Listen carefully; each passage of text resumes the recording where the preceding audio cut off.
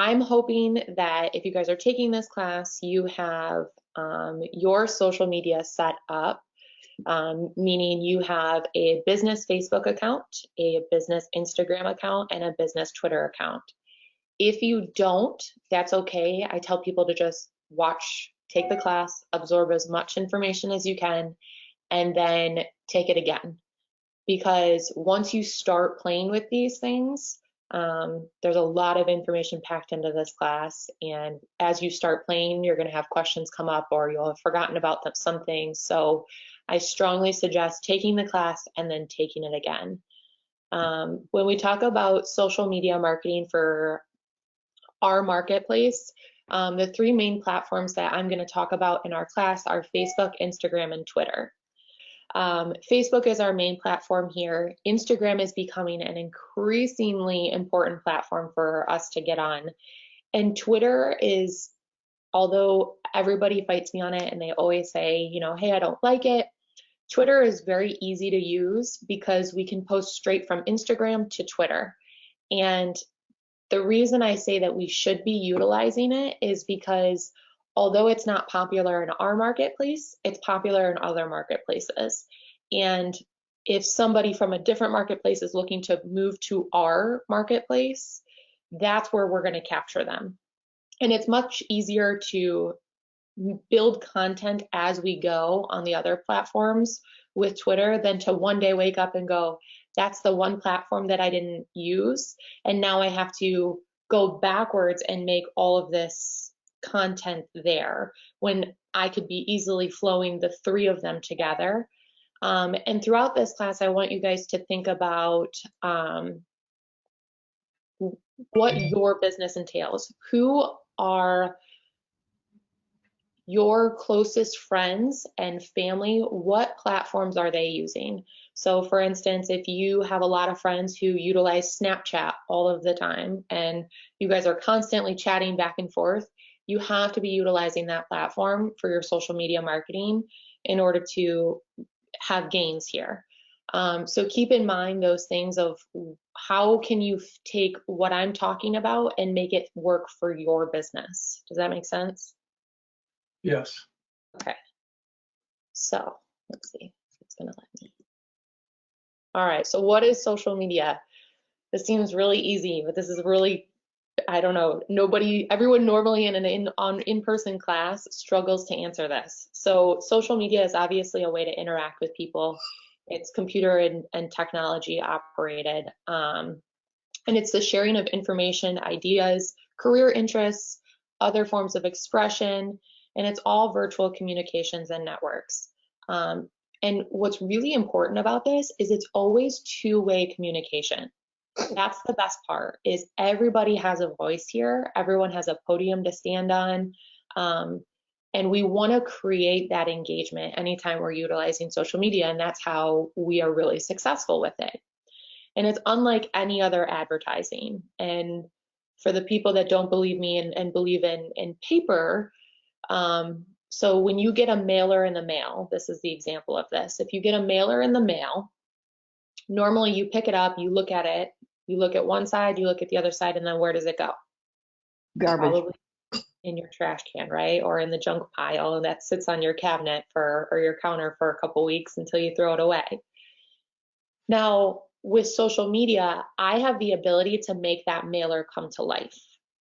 So that person who had a picture on the mailer and she had bullet points, or he had bullet points that said why we should choose him as an agent, I, with social media, can tell you in a 30-second video that truly makes you believe me and trust me.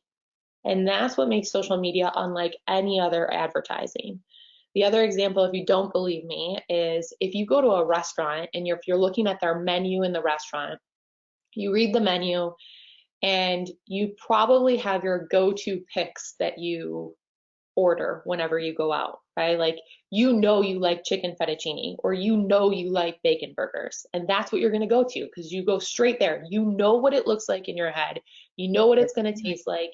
And although each restaurant may be a little bit different, for the most part, that main taste is going to be there. But what if when you walked into that restaurant, they had their menu on an iPad. And as you scrolled, you could see little videos of how they made the chicken or how they grilled the mushrooms, the juices that were coming off the grill. And you would be more apt to order something that wasn't your normal go-to when you go out because they made this menu come to life for you. And with social media, you get to do that, which is really cool. So you share and exchange information, you create viral awareness, conversations, current events. We all know that with everything that's going on right now, that's the number one thing that we are all going to, which is social media. So you guys are taking this class at an awesome time because with all of us stuck at home and nothing to do, or we're working from home, what's the number one thing we're searching right now? Your social media accounts. How many times have you guys been on your social media today, this morning? You wanted to see the updates. What's going on with the government? What else has closed? What can we do? What can we not do? So if you guys take everything that we're learning in this class and you go out there and use it now, you guys are going to be building a pipeline for when in 2 weeks, when all of this is lifted and our new normal comes out, you guys are going to have clients that you guys can actually work with if you guys are utilizing this properly. So again, for this class, we're going to be talking about Facebook, Instagram, and Twitter, but there's other social media platforms like Pinterest, LinkedIn, YouTube, Snapchat, TikTok. There are literally thousands of apps. Normally I ask a lot of questions in this class, so it's really sad that I can't ask a bajillion questions. But if you guys have them, please feel free to jump in and ask questions, or even if you just shout them out. I'll hear a little bit of sound and you might have to repeat the question, but please, please, please jump on and ask questions if you have any. Anyone have one? How often are you going to have this class? Say that again. How often are you going to have this class? Or do you offer? That's actually a question for Debbie. She normally does it about once a month, depending on the demand. This is actually one of my larger classes. So, I mean, I would be more than happy to teach it as many times as there's a demand for. So I enjoy this class. I enjoy teaching it. So if you guys want it again, all we have to do is request it to Debbie and I'll tell her we got to do it again. Hey, and don't forget, and this is Debbie, in case y'all didn't know, we can also do this for your office. So if you wanted to get your office together, virtually, of course, and have Brandy do morning coffee with you and social media shares, we can do that too. Sounds good. All right, perfect. So moving on, I want you guys to keep in mind that Facebook or any social media platform is a way of advertising, and therefore our rules still apply. So NAR and Facebook, they do have standards for realtors on there. And keep in mind, Facebook doesn't keep track of those things. They do for the most part, but if our MLS has certain rules or if our state has certain rules, Facebook doesn't keep track of all of those individual rules for every type of business. It is our job to keep up on them. It's our job to know them. And if you don't know, ask, because I don't want any of you guys to be the agent that calls me and says, hey, I'm in Facebook jail. And it is a real thing. It really does happen. And agents take for granted the fact that they've been doing things for a very long time and it finally catches up to them. And so they'll call me and they'll go, hey, I'm in Facebook jail. And they go, how do I get out? You can't. It's until they decide to release you, they're going to investigate. They're looking into this. They're making sure you're following the rules. And some people have been locked out of their accounts for 2 weeks. So make sure, if I tell you it here, it's true. And just make sure you're following it. Don't veer from that. It's not worth it. It's not worth losing that business time for 2 weeks. So Facebook is built around friends and groups. It includes many networks of companies, regions, high schools, and colleges. Users have to create a business page for commercial use. And I say have to because that's a Facebook rule as well. Facebook does not want you utilizing your personal page for business use. Now, there's workarounds to that. So you can utilize your personal page as long as you're sharing from your business page. And we'll talk about that later on in the class. Sharing listings on your personal page is against NAR rules and Facebook rules. Now, I get pushback all the time on this of, I've been doing it forever, or, well, but how do I get those listings out to my 1,500 friends or my 3,000 friends that are on my personal page, because I don't have that large of following on my business page? And again, you can share those listings to your personal page as long as they are coming from your business page. The source in which they are coming from is really important here. You will not use your personal profile for your own commercial gain. For commercial purposes, create a business page rather than your personal Facebook profile. And again, you want to remind people that you're in real estate, so we want you to utilize your personal page. We just want to make sure that the path is coming from your business page and sharing it back. Laws still apply on Facebook. So your antitrust, fair housing, posting inaccurate information, recognize your brokerage. This is a big one. I don't expect your cover page to be your brokerage name, but you have to have your brokerage on there somewhere. It is a piece of advertising. If I am a customer or if I am a client, I have to figure out where you work. It's important. And if you think someone's not going to blow the whistle on you, you better, well, normally I would say in a classroom, you better look to your right or left, because these people might. We are all policing each other and making sure we're all staying fair. So somebody may blow the whistle on you. It's not worth the fine. Your code of ethics still apply. No bad mouthing other realtors, no sharing listings without permission or from an original source. Check with your brokerage on this. So each brokerage is different. I know I'm with Real Living Key, and John Meisman yells at me every time I say that sentence, that we can't share someone else's listings because everybody kind of gets upset. And he yells at me and says, well, I own the listings. And he's right, he does, 100%.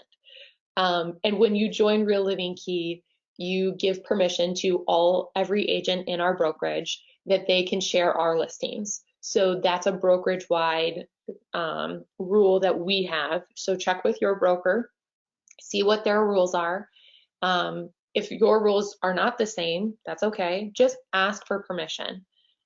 So if I wanted to share Debbie's listing, if Debbie had a listing, I would just call her and say, hey, can I, share your listing on Facebook? Do you mind? She says, nope, that's great. If I share it from an original source, that means an IDX platform. So your KV course, your listing track, and the way you'll know if they're an IDX platform, in the code underneath it, or like the URL, it'll say IDX in it. Okay, so IDX platforms are original sources, and they are going to display the listing agent and not necessarily someone who's just sharing it. So this also means that you can't walk through an open house that is not yours and post a video of it. So keep in mind that those rules all apply on here. Sharing information about neighborhood demographics. I always tell people, if you're going to struggle to explain yourself to an attorney, like if you have to explain more than, no, like this is just fact. Like if you have to work through that argument, don't post it. If you feel like an attorney would find the loophole and feel like this is a problem, don't post it. You're standing on a platform, and although you can delete it, somebody saw it before you deleted it. So just stay away from those things and know that you're standing on a platform in front of thousands of people saying something. Any questions on that? So I see I've got one from Joyline. I have Pinterest, just not sure I am posting correctly. Say I have a blog, and when I hit the icon for Pinterest, it only lets me save as a pin, not an advertisement. Make sense? Yeah, so when Pinterest now has sponsored advertisements, is that what you're looking to do? Or otherwise, if you save, like say you're pinning your blog on Pinterest, the only people who are going to see it are the people who follow you. Jennifer asks, can you share your listings from your personal page? And that is a big fat yes. And Brandy will finish on that one. Yeah, you can share your listings on your business page. That's really where we want the listings to be. If they're not on your if you want to share them to your personal page, we're going to share them to our business page and then share the business page post to our personal page. And that's the easiest workaround, because you probably have 1,500 friends on your personal page and you might only have 250 followers on your business page, and you want to be able to share those. So yes, 100%. And I'll show you the programs that we have in order to share your listing. And I'm sure, obviously, if you're doing that, you know some of them. So capturing leads with My Real Source. How many of you guys knew that you already have social media tools with your membership with My Real Source?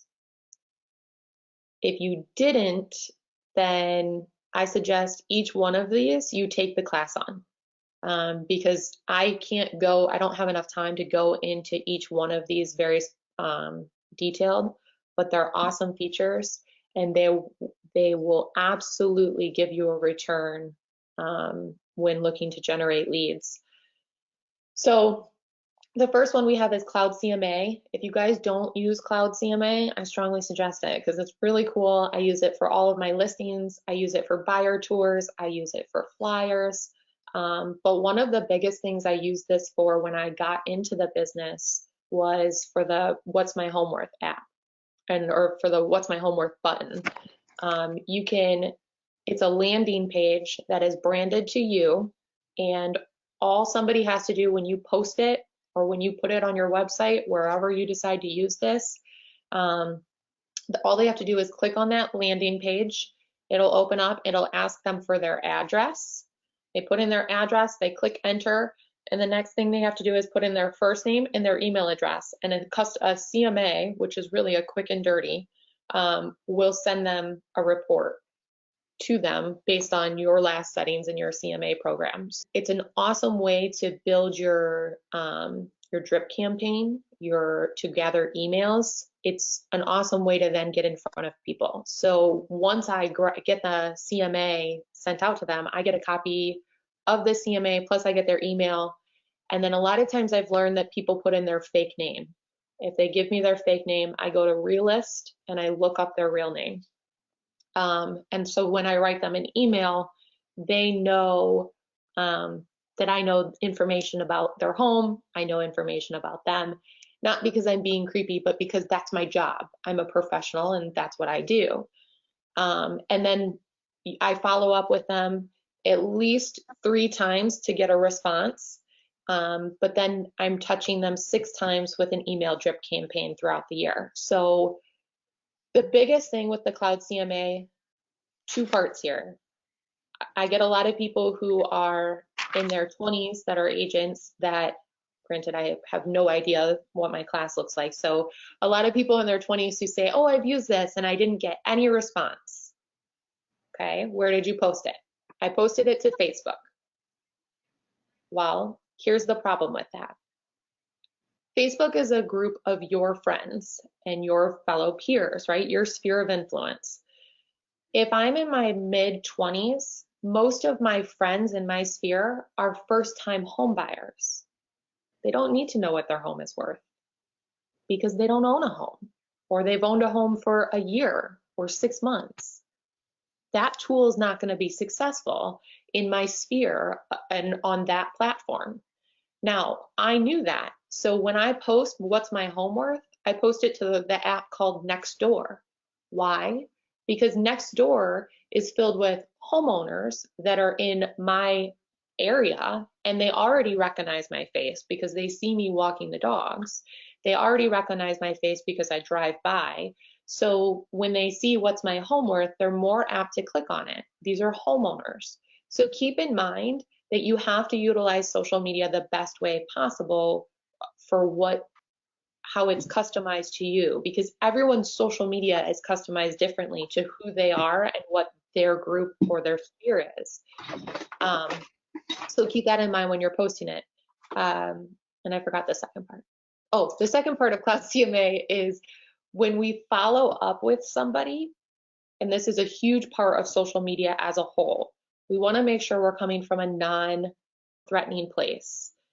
And my best way to explain that or to elaborate on what I mean is everybody knew the feeling when you went into Art Van and you walked in, and the second you walked in, you had 4 salesmen walk up to you or surround you, and you told them all, no, like you dropped your head and you would go, no, I'm just looking. And then you'd walk over to the sofas and they would surround you, like they just circle you, like you're like this little wounded animal and they're ready to like pounce on you. And you always felt threatened, and that's why you kind of pushed them away. Now, how different would that experience be if, and I always relate it to Jeep drivers. So if you drive a Jeep, or if you know anyone who drives a Jeep, especially a Jeep Wrangler, you'll know they all wave at each other. I don't know why, it's just like this little bro code that they have. So they all wave at each other. And if you drove your Jeep Wrangler up to Art Van, and when you walked in, the salesman walked up to you and he said, hey, is that a 2017? And you go, no, it's a 2016. And he's like, oh, I got a 2018. What kind of, wheels do you have on it? Do you take it off-roading? Oh, no, mine's just for looks. Like it goes to the car wash every day.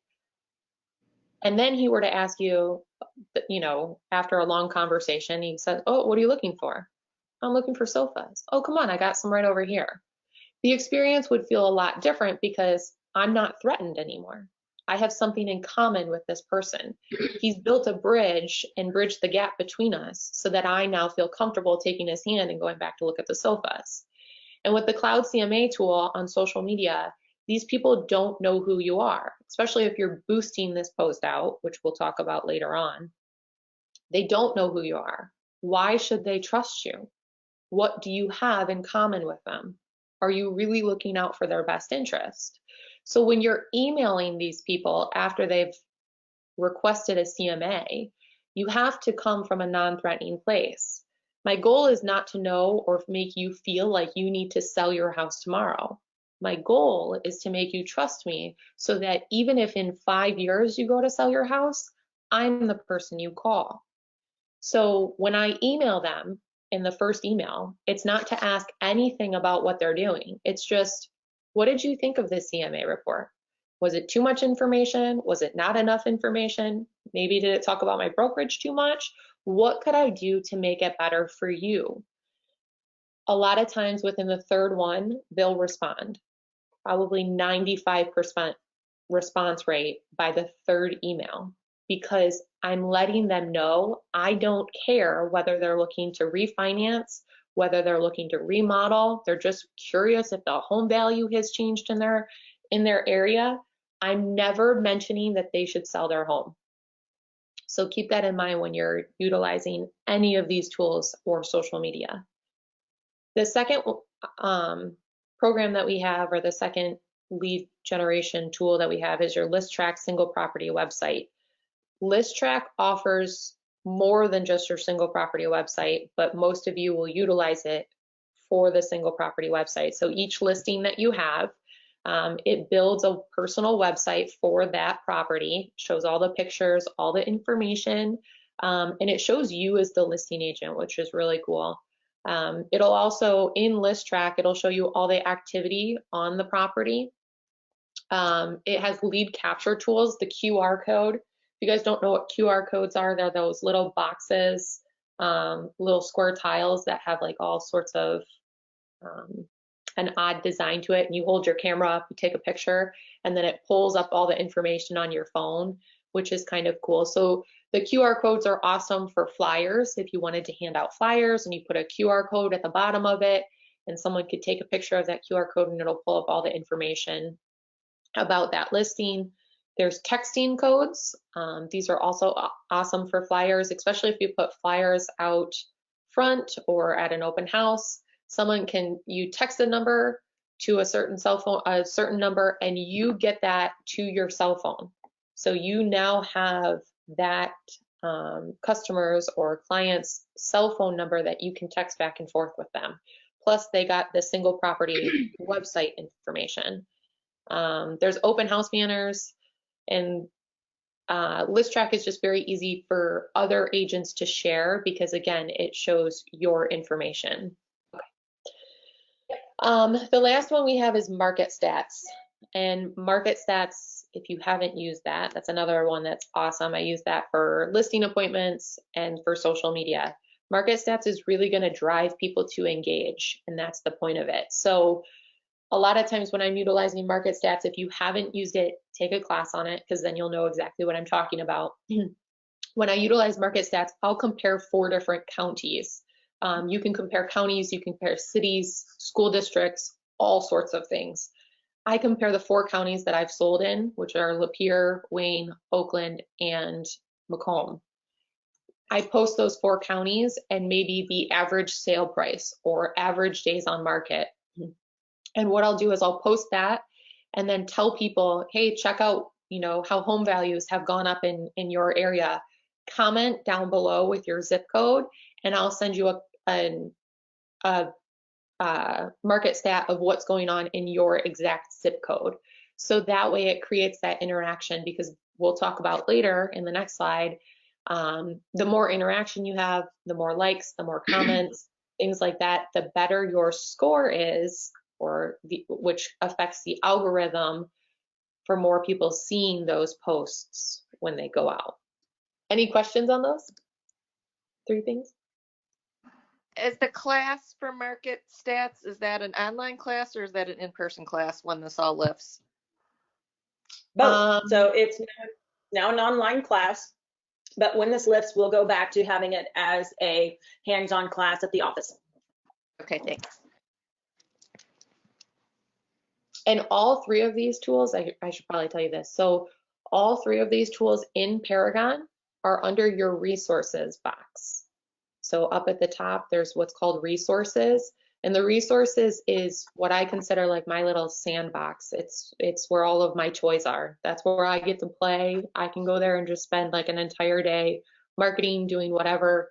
It's all right there.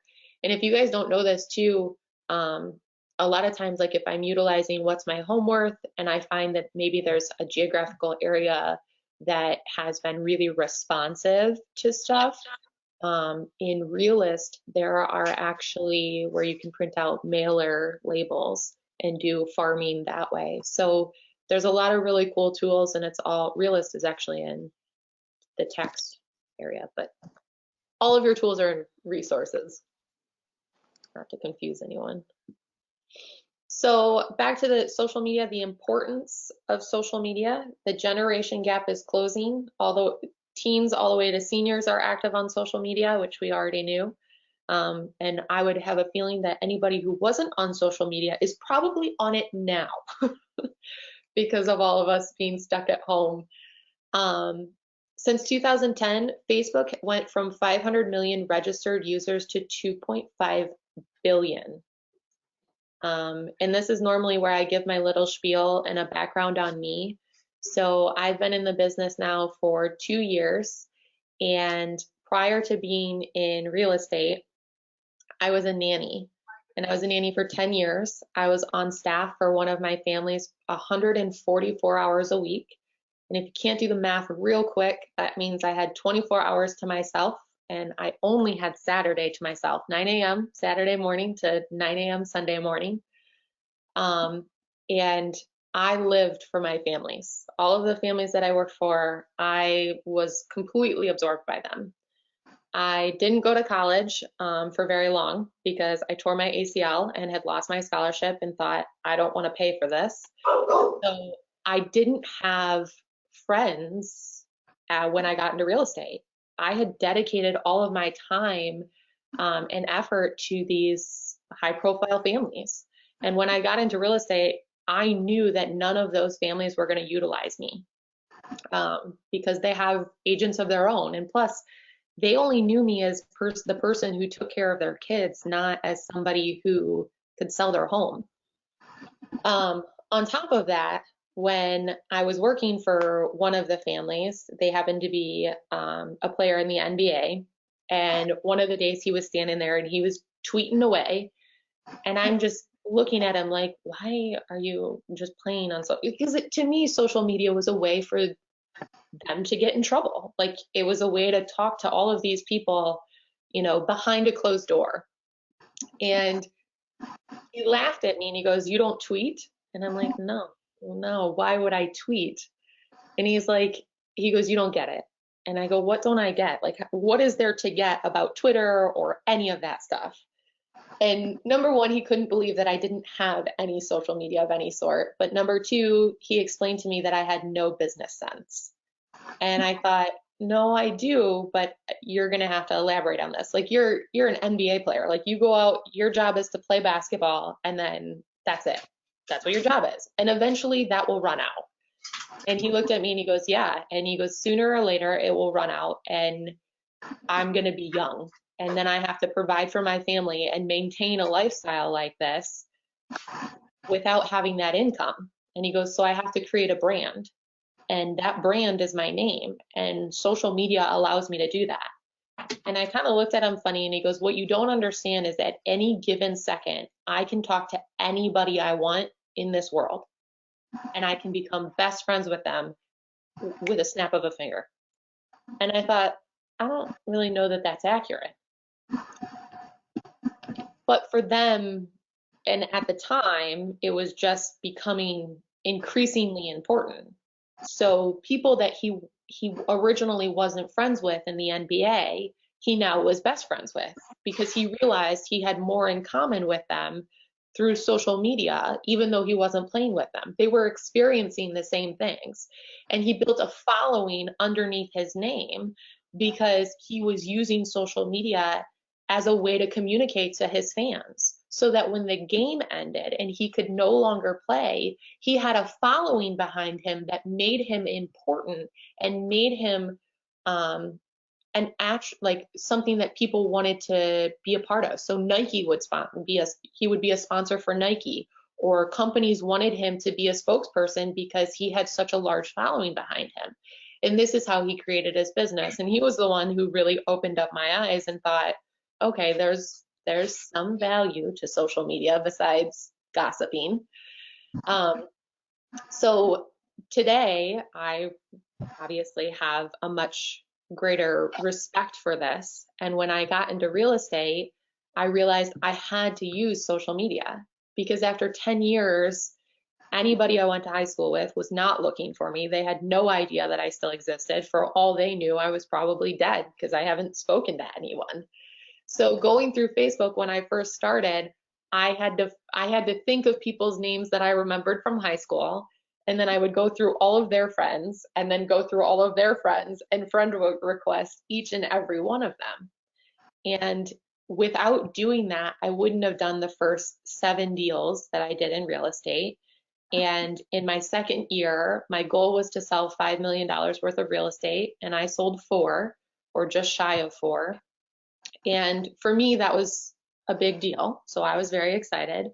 And what I tell everybody who takes this class is, if I can do it, and I consider myself bad at thinking about having to post, you can do it. And if no matter where you are in your real estate career, if you're selling $200,000 a year, which is one house, or if you're selling $10 million a year, if you can add 4 million to your book because you utilized this properly, wouldn't you want to? And at any given point, 2.5 billion people are in your hand that you can touch or reach or talk to. Shouldn't you be able to find $4 million worth of business? So just keep that in mind. This doesn't have to absorb you. You just have to utilize it properly and build. And no matter where I talked about, no matter where your sphere is, whether it's Facebook, YouTube, Instagram, Twitter, LinkedIn, Pinterest, any of those, you have millions and millions of people that are on those apps that you have access to. You can build a bigger profile in real estate by utilizing these. So YouTube, I get a lot of questions on how you would utilize YouTube. YouTube is a big thing for what I consider educators. So if you specialize in first-time home buyers, or specialize in veterans, VA loans, anything like that, This is where you're going to get on and you're going to talk to them. You're going to educate people. That is something that not enough agents do, because I guarantee that if you guys are homeowners, when you bought your home, even as a real estate agent, there were parts of that process where you went, am I making the right decision? This is kind of scary. I'm not sure. What comes next? And we do this every day. We do this every single day. And we forget that this is a huge deal. This is a really big transaction for most people. And so YouTube allows you to educate people and walk them through that process hand in hand, and then share it out to other platforms. And on YouTube, you have 1.9 billion users that you can touch. Instagram, over 1 billion. And Instagram is growing at a rapid pace, not pace.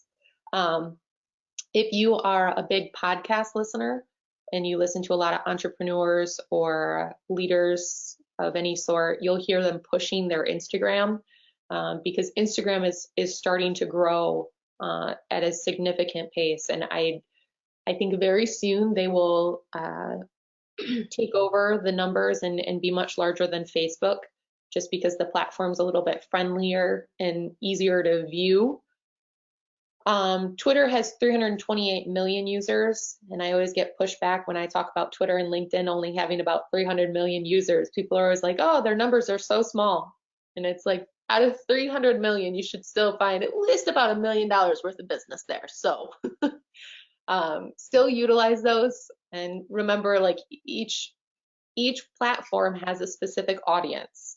So keep in mind what you're posting and what you're trying to appeal to when you're posting to those audiences. Each platform is used differently, which we'll talk about. So Facebook is online profiles to connect friends, family, coworkers, and clients. You share likes, dislikes, interesting subject matter, status updates. 54% of browsers use social media to research products. This is huge. So, and we'll talk about this, and I'll show you in the second half of the class. When you are looking for a product, or when you're looking something up, a company, a restaurant, a lot of times you guys end up on Facebook. More people are turning to Facebook or social media as a whole rather than going to Yelp or Google. Why? Because Google and Yelp, we've learned, can make fake profiles to build fake reviews. Facebook and Instagram, that's much harder to do. To build a fake profile on Facebook and to review a bunch of companies, it's not something those paid businesses are doing. So more people are turning there. Make sure we have reviews on our business page for real estate. They're looking for that. There is algorithms that track your engagement on Facebook. So I always get the question, the more I engage with other pages or other people, will that give me a better score? The answer is no. However, it makes people more comfortable interacting with you because you interacted with them. The other part of that answer is, if you're engaging with businesses, you're engaging with cities, you're engaging with police stations, fire stations, the more you engage with them and they engage back, that's what boosts your algorithm or your score for that algorithm. So we want to make sure that people are engaging. We don't ever want to tell them we don't ever want to tell them, hey, look at my lunch. We want to talk to them about it. Hey, look at my lunch. This was the weirdest thing I've ever eaten. It was slimy. It was gross. I thought it was still alive. Are you brave enough to eat something like this? We want to make sure that we're making them respond to us, making them want to like it, make them want to interact with that, so that we have a better score and more people want to see our posts. Promoting on Facebook. Profiles should share and exchange information about yourself and your business. Identify with something that people can relate to. So these two things, there's two examples of this. You always want to remind people what you do for a living. The worst feeling as a real estate agent is sitting at the bar with your best friend one day when we can go back sitting at the bar with your best friend and your best friend going, "Oh, my brother just bought a house."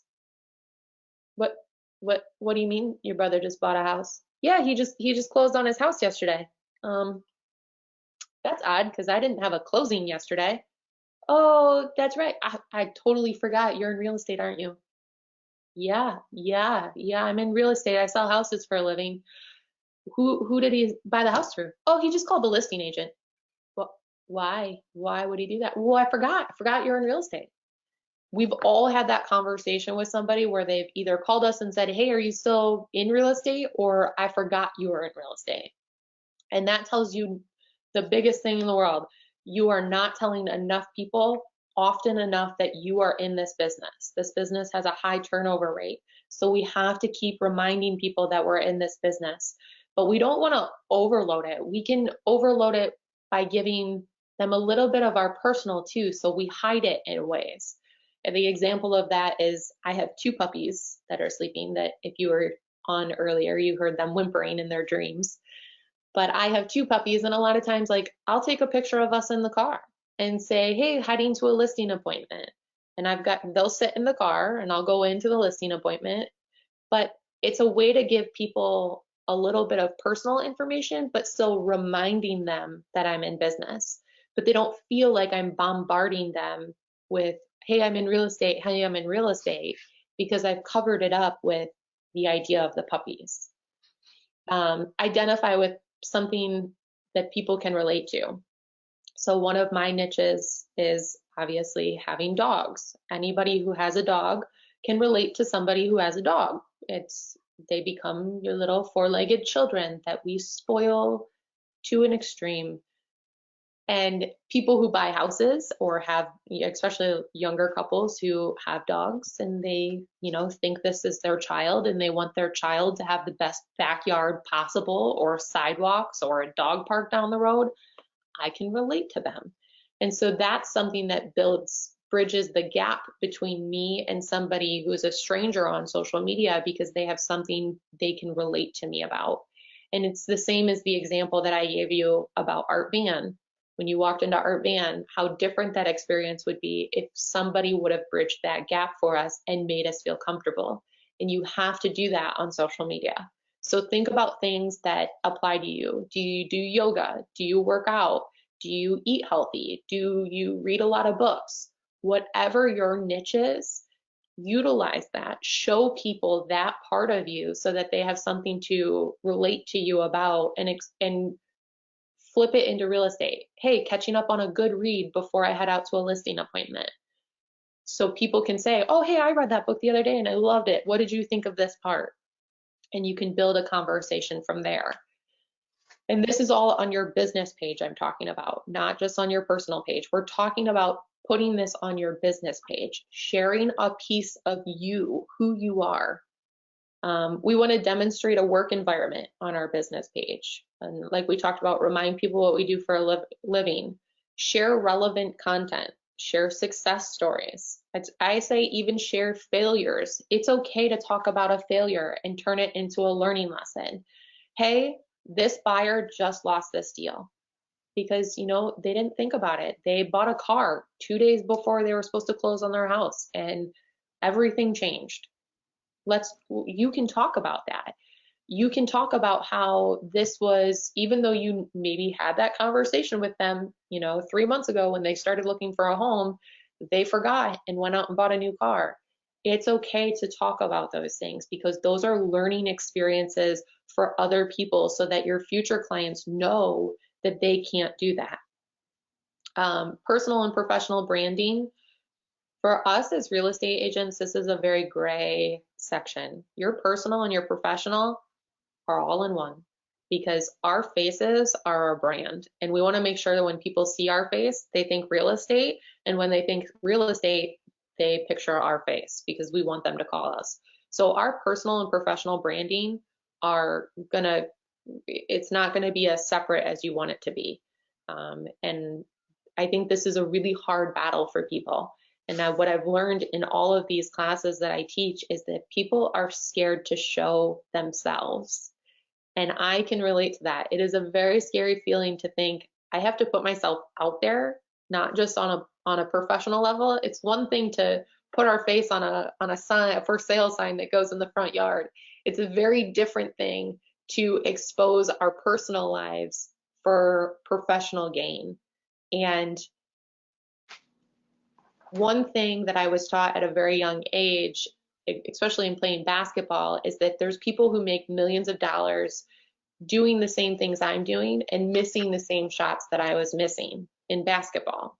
So when it comes to social media and branding, there are people out there that, and I use Kevin Hart as an example. Kevin Hart I've watched him grow in social media from not knowing what to do in social media to now being somebody that is gaining huge roles and huge experiences because he has such a following in social media. But if you scroll back to anybody's account that is successful in social media and successful in personal and professional branding, if you scroll back far enough, you're going to look and see that they had no idea what they were doing at the beginning. But they evolved. As they got better, they kept changing things and their following kind of changed, and that's okay. But you have to start somewhere. So don't be scared to share that personal side of you and allow people in when it comes to social media. Photos, videos, and even GIFs are very important when it comes to social media. People love visual content. We want you to engage with other pages, like I talked about, engaging with other cities, other companies. I do shout outs a lot to the dog daycare that I take my puppies to, and I'll tag the city that it's in. And that's really, really important to broaden your reach by doing that. And the last part of this is we want it to be a this or that. So anytime you're posting to social media, we want it to be a this or that post. And what that means is we don't want to tell people, we want to have something that they can engage in. Ask them a question, make it so open-ended that they want to respond to it. So we don't ever tell people something. It's not a direct line. It's something that creates that engagement. Does that make sense? Yes. Have you guys fallen asleep yet? No. Could you send us a link to your business page so we can see what yours is like? Yeah, and once I get through this part, we'll actually open up Facebook and I'll show you some things. I'm going to show you guys some settings in Facebook. And then we're also going to go over Instagram, and I will just briefly show you from Instagram how to post to Twitter. So I'll show you all that. It won't all be just a PowerPoint. I just like to get through a lot of tips and tricks for this portion, and then the next portion will be actually showing you on Facebook. Does that make sense? Yes.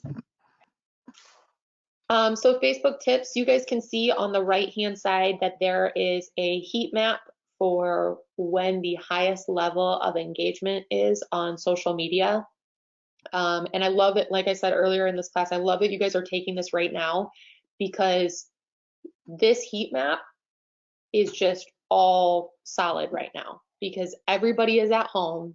And even if they're teaching or doing a webinar like this, I bet at one point in time, you guys have checked your Facebook. I can't see you, but I guarantee you guys have checked your Facebook, you've looked on Instagram, you've done something on social media. And that goes for our entire world right now, especially our country, because we are all locked in and we have nothing else to do but besides scroll through social media and see what everybody else is doing with their exponential amount of time that we have. So utilize that, like brand and keep building right now, because people have nothing to do and we need something to do. But on normal days, that heat map is about right. So if you'll notice, Thursdays are pretty hot. And I always say Thursdays, people are checking to see what's going on for what? The weekend. Yeah, they want to know what you guys are doing. They want to know what's going on, who's going where. And then Friday, Saturday, Sunday, you guys spend the time making memories and creating content for what you're going to post Monday, Tuesday, Wednesday, and Thursday. Okay. So that's most likely why it's built like that. I'm sure there's a little bit more to it. But I like to think that for our area, that's probably very popular to what's going on. So Facebook tips, make sure both your personal and professional branding or pages represent your real estate. So when somebody scrolls through your personal page right now, do they know you're in real estate? And obviously we know if they go through your professional page, they will, but we want them to go through your personal page on any social media platform and know that you're in real estate. We want you to personally brand yourself, and we want you to sell more than just your listings. It's a privilege for clients to work with you, and we want them to know that it's a privilege to work with you. It's a privilege to work with you because you're an expert in the area. You're the person that they should trust. You're the person that's going to do the best deal for them. So we want you to sell more than just your listings, because it's not just about the fact that you could sell that home and put a sign in the front yard. It's the fact that you know the way to gather the best attention for that listing. It's the fact that you know how to negotiate the best deal for your clients. Content is very important. Make sure you throw in tips and tricks. When you were asking about Pinterest earlier, that's a great place to find tips and tricks for buyers or sellers. Home renovation projects that they can do for cheap, things like that. Make sure you're utilizing hashtags. If you guys don't know what hashtags are the pound sign and then a big long word or multiple words all scrunched together. So hashtag home sweet home. And what that does is it allows that content or your post to show up on the page where the hashtag home sweet home is. So it's broadening your reach by using those hashtags, and we'll talk more in depth about them in a little bit. Hashtags, when it comes to Facebook, I don't think they're critical. When it comes to Instagram and Twitter, they are huge. When it comes to other social media platforms, they are huge. I tell people to aim for having 15 to 20 per post. Now, that doesn't mean I want to see all 15 to 20. I want them hidden in places. People are kind of getting sick of hashtags, but they're important, especially when you are building that following, because it broadens your reach.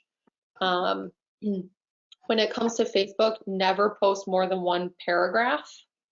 I get yelled at every class about how you or Susan or Karen or whoever posted more than one paragraph and they got a lot of likes.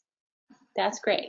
No one read it. They read the first couple sentences and then they skimmed the middle and then they read the last 3 or 4.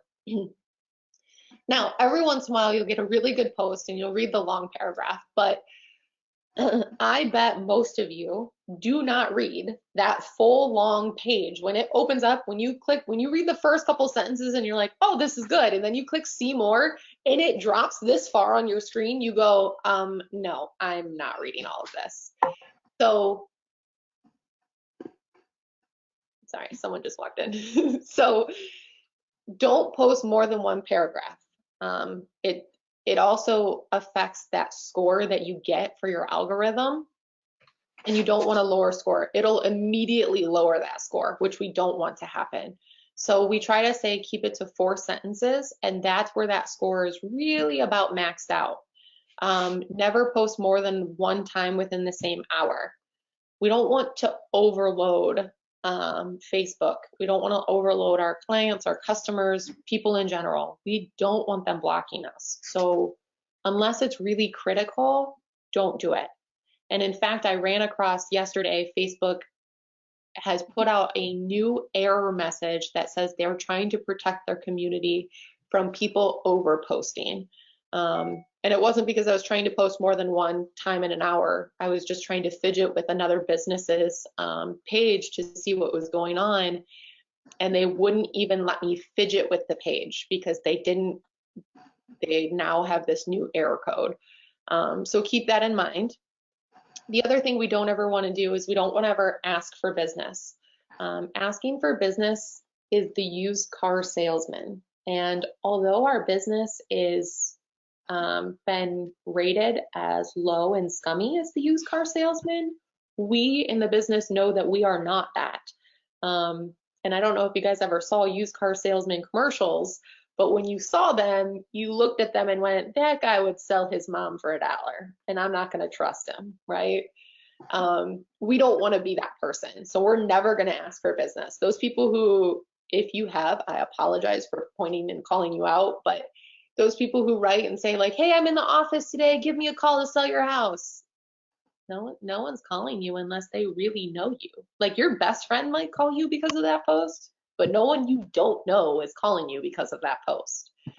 Now, if you were to say, hey, I'm in the office, you know, I'm hanging out with my other coworkers, whatever it may be, that's a way to display that you're working and you're in the business without necessarily asking for business. We don't want people to think that you don't already have enough to do.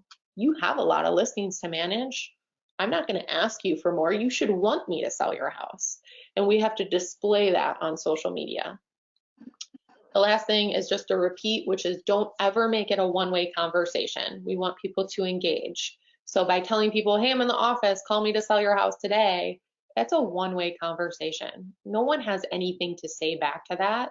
Now, if I were to say like, you know, hey, I'll be in the office for a couple hours. I would love to schedule some showings for somebody or something along those lines that you can make it a two-way where you're engaging with people. That would be more appropriate. Does that make sense? Yes. Yeah. Any questions on that half? Or any questions on Facebook before I go into Instagram? How many times do you post a day? Nope. How many times do I post a day? I don't even post every day. So my honest answer to you guys is I'm horrible at social media. Social media is something that I have to really think about. I've gotten better about realizing like I need to engage with it more and be on it more. But social media is something that I tell people, sit down on a Monday morning, block out 2 hours of your morning, plan out all of your posts for the week, which should be for your business page, you're going to be looking to post 2 to 3 times a week. So maybe Monday, Wednesday, Friday, maybe Monday, Wednesday, Thursday, whatever it may be. Plan out your posts for the entire week. On that Monday morning when we schedule out our posts, spend the rest of that week gathering content for the next week. Any other questions on Facebook? All right, I'll start. This is Debbie again. All right, so I had a couple questions that I was on my Facebook business page, kind of crazy, I know. Jennifer Larson asked, any insight for a business page as a team instead of individual agent? Yes, so I will show you in the settings when we get to the hands-on portion.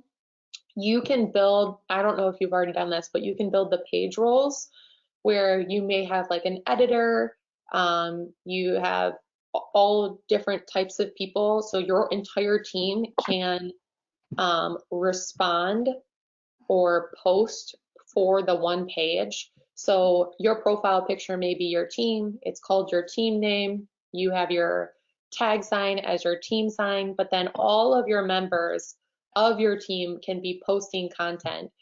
Your content is going to be higher. So when I say don't post more than once in a day or once in an hour, your content may be more than once a day because you have different team members that are posting throughout that day, and each team member is going to appeal to a different set of your followers. With that said, you don't want the content to be consistent. So if one agent is going to a listing appointment and they're going to talk about that listing appointment, have the next person talk about their kids, or the third person talk about a buyer's tour. Make sure the content in the day is going to be very different because you're selling the team. Maybe you guys have a conference call in the morning. Take a screenshot of the conference call that looks like the Brady Bunch group and post a picture of it saying, hey, getting all together and, you know, making fun of the Brady Bunch, whatever it is. Pose like those kids from the Brady Bunch and do something silly. So posting for a team, you're selling the team versus selling your individual self, which makes it different. Does that make sense? Yes. Yep, Joy had one question, Joy Lyons. For Pinterest, do you redo the page or just share on Facebook?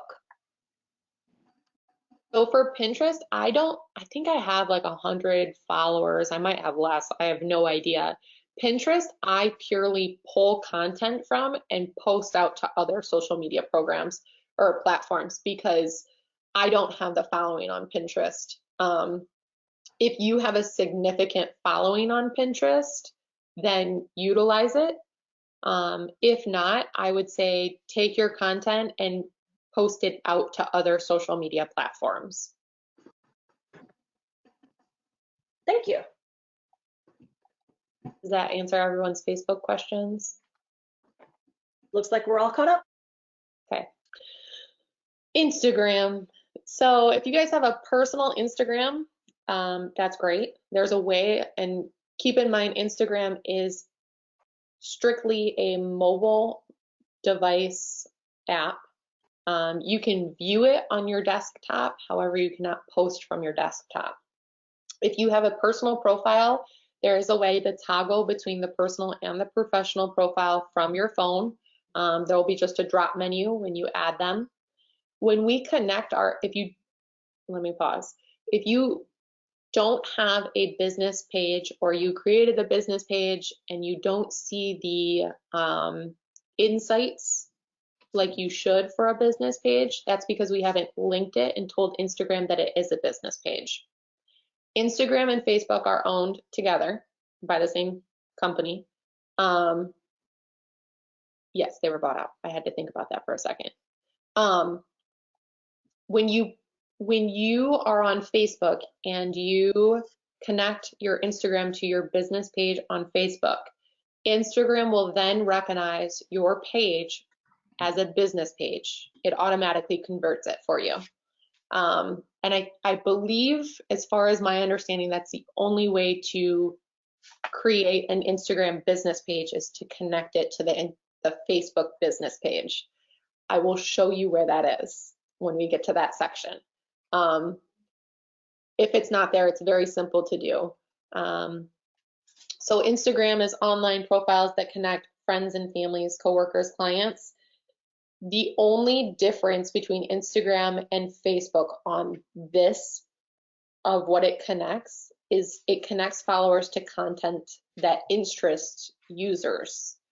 I don't know why I'm slurring my words today, but what that means is the hashtags. So if you guys have clients that follow hashtags, or if you yourself follow hashtags, that's how the content that users are interested in, that's how they follow it. So for instance, I sent my puppies to a resident program for training. So they were gone for 4 weeks, 19 days, so a little shy, 3 weeks. And the only way I could see them during those 3 weeks was to follow the hashtag Happy Tails, because that's where they were posted all the time. So I followed the hashtag Happy Tails, and it's not just them that was on there, and it wasn't just the company that was using that hashtag. It's people all over the world who use the hashtag Happy Tails. And so every day I would be able to see content from anybody across the world that was using that hashtag. And I have an example of this where, number one, people follow these extremely well. And number two, if you're hashtagging cities, areas, interesting things, so anything that applies to the home. So last year, I listed a house in Royal Oak. It had been on the market for 250 days. And when I took over the listing, we lowered it by $5,000. So not enough to stop an offer from coming in from the previous agent. And I boosted this out. I pushed social media with it really hard on the first day that it launched. I had over 54 showings in the first 24 hours. I had 4 offers, all in cash, above asking. When I contacted the client saying that we needed to sit down to discuss these, he went, "I don't understand." And I said, what don't you understand? And he goes, "I don't understand." And I said, confidently, I said, well, you're a CPA. Are there good CPAs and bad CPAs? And he goes, yeah. And I said, okay, then what don't you understand? And he, at that point, let it go. But to be honest, I didn't understand. I had no idea why this house got more activity now than it did in 250 days on the market. Granted, I took new pictures and I had boosted this out. So when we finally accepted an offer, we closed in a week, and I had met the client, the buyer at the closing. I actually never even met the seller. So I met the buyer at the closing, and I asked the buyer, and I said, how did you see it? Because he was from Ann Arbor. And he goes, I saw it on the hashtag on Instagram. And I go, you saw it on Instagram? And he's like, yeah, I saw it on Royal Oaks hashtag. And I thought, really? That's what created all of this interest? So whether or not every other buyer had seen it on there, this one that ended up buying the house had seen it on there. Little did he know that it had been on the market for 250 days prior, and that he really didn't need to offer more than what was asking, because he could have bought it at any other time in 250 days prior to that. But because he saw it as a new listing on the Royal Oak hashtag on Instagram, which connected that user to content that he was interested in, that's what got the buzz about the property that it got. So people are following that content. You'll notice that anytime you use hashtags, your following will become larger. I'm sure a lot of you guys know people who've talked about the IGTV, so the Instagram TV. In fact, I had a client last year who said that that is the only thing she watched. She didn't have cable at all, or didn't stream anything else besides Instagram TV. So there is a following there. Instagram is purely visual.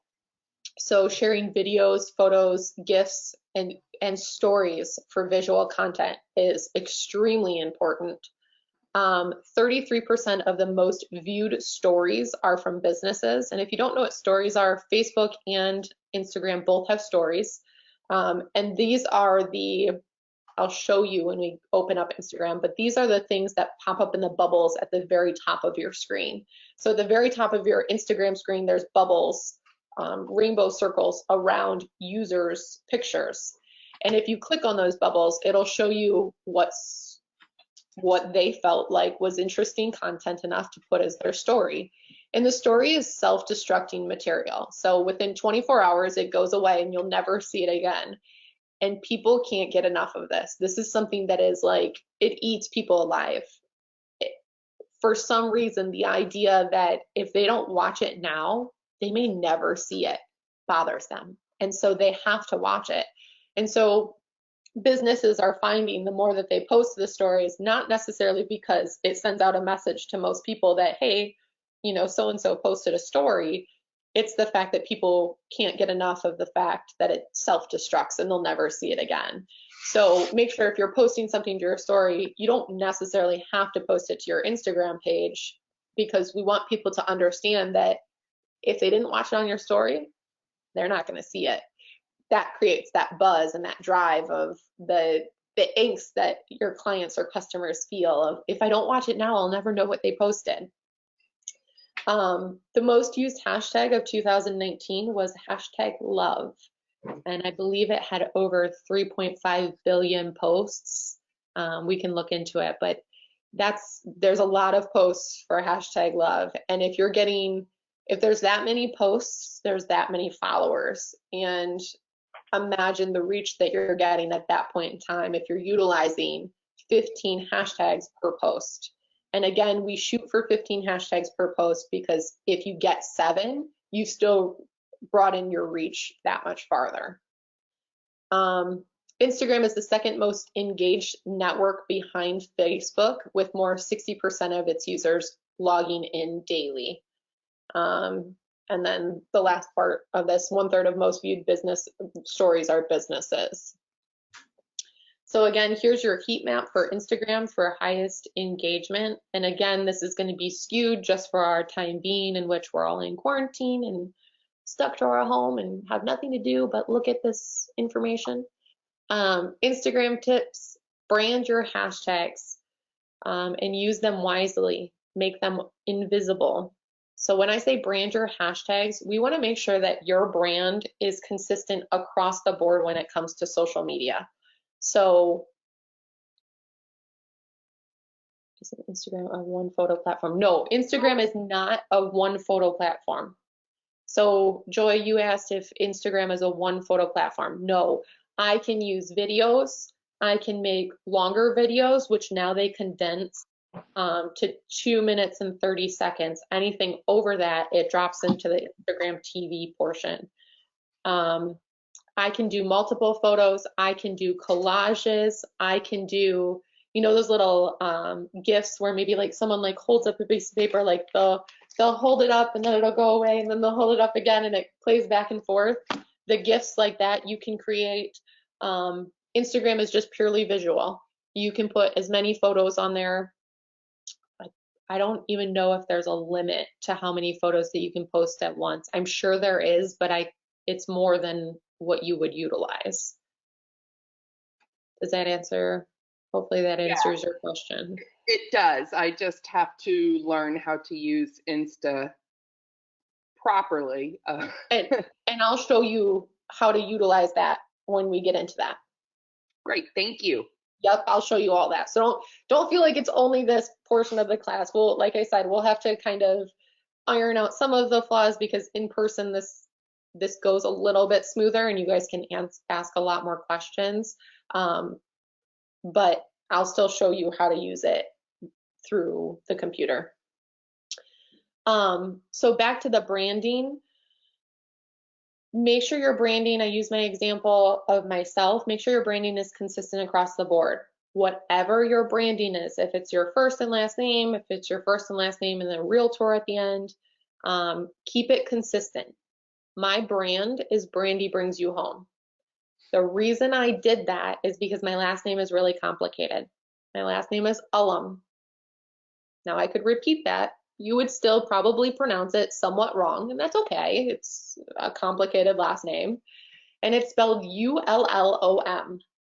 No matter how many times I spell it, someone's going to throw in a second U or an N or an A or something odd. And the other part of that is I, as a woman, knew that my last name could potentially change. I didn't want to be branded with my last name for that reason, because if something happened along the way, I didn't want to lose my business because of it. So Brandy Brings You Home was really important for me. Whatever your brand is, that's what you need to utilize in every post. So in all of my hashtags, I post hashtag Brandy Brings You Home. Across the board on all of my social media programs or platforms, Brandy Brings You Home is what you type in, and that's how you're going to find me. So keep that in mind. Whatever your brand is, that's what you want to stick to, and we're going to make it consistent across the board. When we use hashtags, we don't want to overkill it. You can hide it in the comments in the sense of maybe if your comment underneath the photo is working hashtag real estate today, showing a hashtag first time home buyer, their dream home, and you're going to use hashtags in the comments that way, so you'll hide them in the comments. The other way that you can do is you can hide them in the photos. So for instance, if you took a beautiful photo of the home and you have white clouds in the background, you can write hashtag home sweet home in white and it blends in with that photo so nobody can see it. However, Instagram recognizes that it's there and it will show up in that content. So I don't actually show you how to do that because that's a very advanced feature, but it's something that you can Google. Everything that I have learned on Facebook, Instagram, Twitter, all of the cool features, I sit down a couple times a month and I dive in and research and read blogs and do everything I can to learn the most that I can about these programs or these platforms. New ones coming up, for instance, TikTok. I'm sure you guys have all heard of it now. It has since made its way where I feel like everybody knows what it is. If you don't, that's okay. It's probably because you don't have young little children running around your home. But TikTok is a new thing. It has been out for 2.5 years, and when it came out, I was right there with it. I had seen the day it came out. I got on it the day it came out, and I have watched it grow incredibly. It's been a really, really cool process to watch it grow. But I am one of those people. If you're not, that's okay. But if you have questions on how to do any of this stuff, you can either ask me or you can go online and Google it. You just Google the question that you were going to ask me, and there's going to be answers for you, because there's hundreds of people out there who have written blogs about this and can walk you through the steps of how to create content that is going to work for your business. Post stories, we talked about that. Users can't get enough of today's time-sensitive, self-destructive content. Optimize your bio. So put as much information in there about the fact that you're in real estate in there. Give them links to different platforms. Put as much information out there as you can. Obviously, it's whatever you're comfortable with. I have full transparency on all of my platforms. I'm experimenting with it right now. I don't know. I'm sure I'll end up keeping it that way, but it's been an interesting roller coaster. So just remember, the more transparency you have is the more reachable you are, the less privacy you have, things like that. So you have to set those to whatever you're comfortable with. Include call to actions in your captions. So a call to action is telling people what to do, whether it's to call you, whether it's to click on the link. The call to action tells them how to get in touch with you, whether it's maybe contact you on the WhatsApp, which is a messaging social media platform. Whatever it may be, make sure you have a call to action in there. Actively engage with other accounts. Again, we talked about this. Anytime you're engaging with another account, you're going to use the @ sign. So @ and then whatever it may be. @ Macomb County, @ Lululemon, @ Real Living Key. That's how I'm going to tag other active accounts and engage with them. The last part of this is make yourself human. I touched on this obviously with Facebook. You want to give people that personal touch. It's okay to fail. It's okay to fall. It's okay to stumble through your words. We all do. And that's what makes you human, and that's what makes you relatable, and that's what makes people trust you. So make yourself human when it comes to this. Any questions on Instagram? All right. So Twitter. Twitter is a very different animal. And Twitter was originally created for quick ways to get very short snippets of information, and they wanted facts. It was originally, you could only tweet 140 characters. They have since doubled it. You can now have 280 characters. So space counts. You got to be witty. You got to be, quick on your feet in order to condense as much as you can. It now allows for GIFs and videos and photos. My best advice is to allow Instagram to be the thing that posts to Twitter for you, because if it's longer than 280 characters, it automatically condenses it into a link for you, which makes it very, very easy. All tweets appear in a feed of people who follow you. Obviously, hashtags allow you to reach a broader audience again. In Twitter, you share facts, articles, viral conversations, photos. One thing I noticed about Twitter is a lot of agents just retweet information that maybe I posted. So if I post 15 cheap investments that you can make into your home for the biggest resale value, someone else may retweet that. And that's okay with me, because if somebody were to go look to where that is going to go back to, it's going to come back to my page, which I'm okay with. And any of your clients or customers can retweet things, and basically it's just like sharing. the same way you would on Facebook. Does that make sense?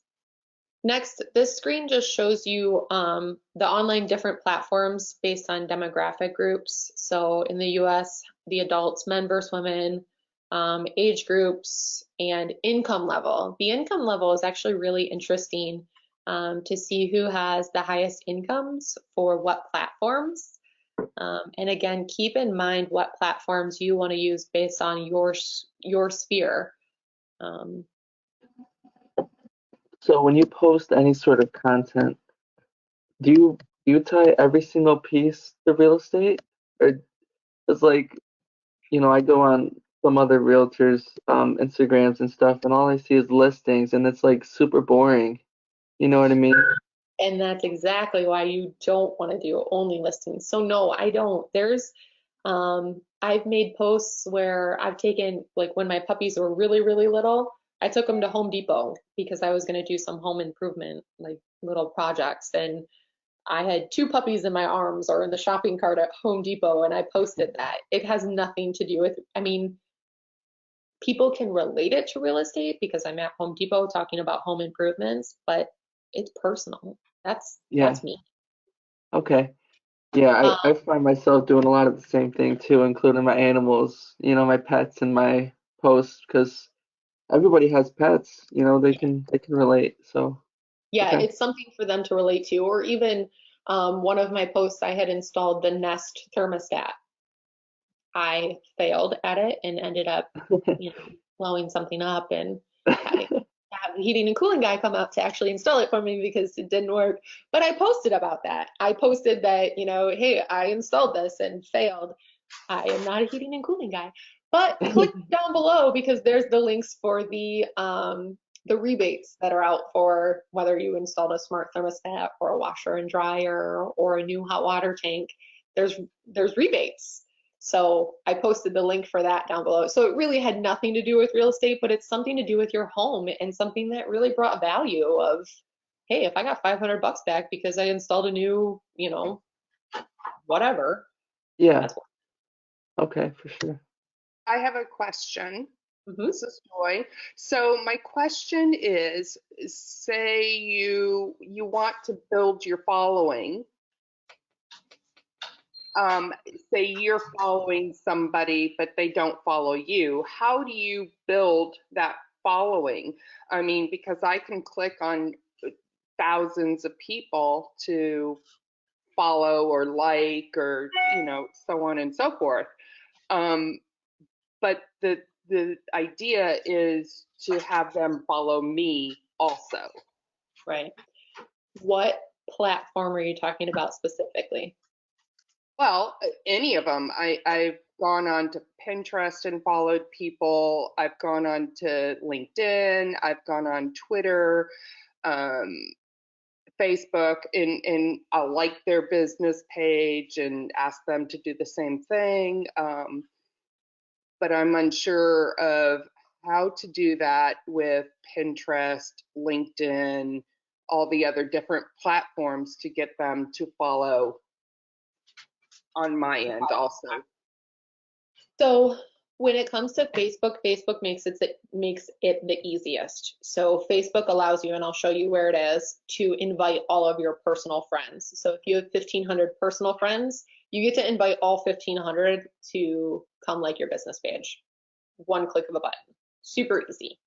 On average, I found that people get about 200 to 250 back, and then once they get there, they stay there. It's like that platform. Like they rise up, they get to that platform, and they're like, oh, I got 250, I'm good.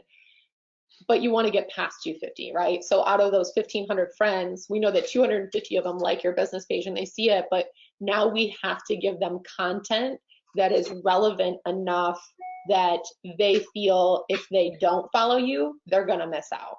And that's where it gets important. So same with Instagram, same with LinkedIn, same with Twitter, same with anything else. So LinkedIn, you're looking at more of a professional group.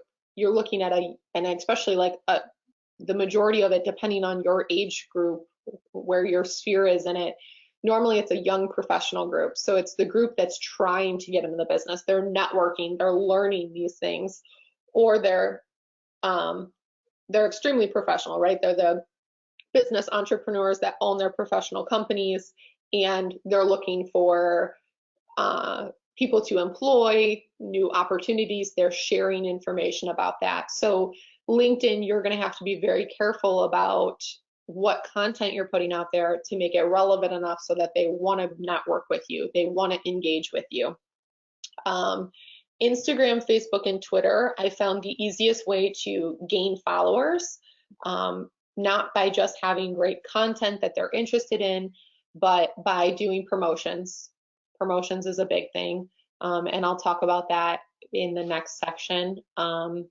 You want your clients to engage with you on those platforms, because the more your clients engage with you is the more that their friends then recognize, oh, hey, my best friend just bought a house from this girl. Maybe I should buy a house from this girl. And that's what we want them to think. So I'll show you some tips and tricks of how to do that in the next section as well. Does that kind of answer your question?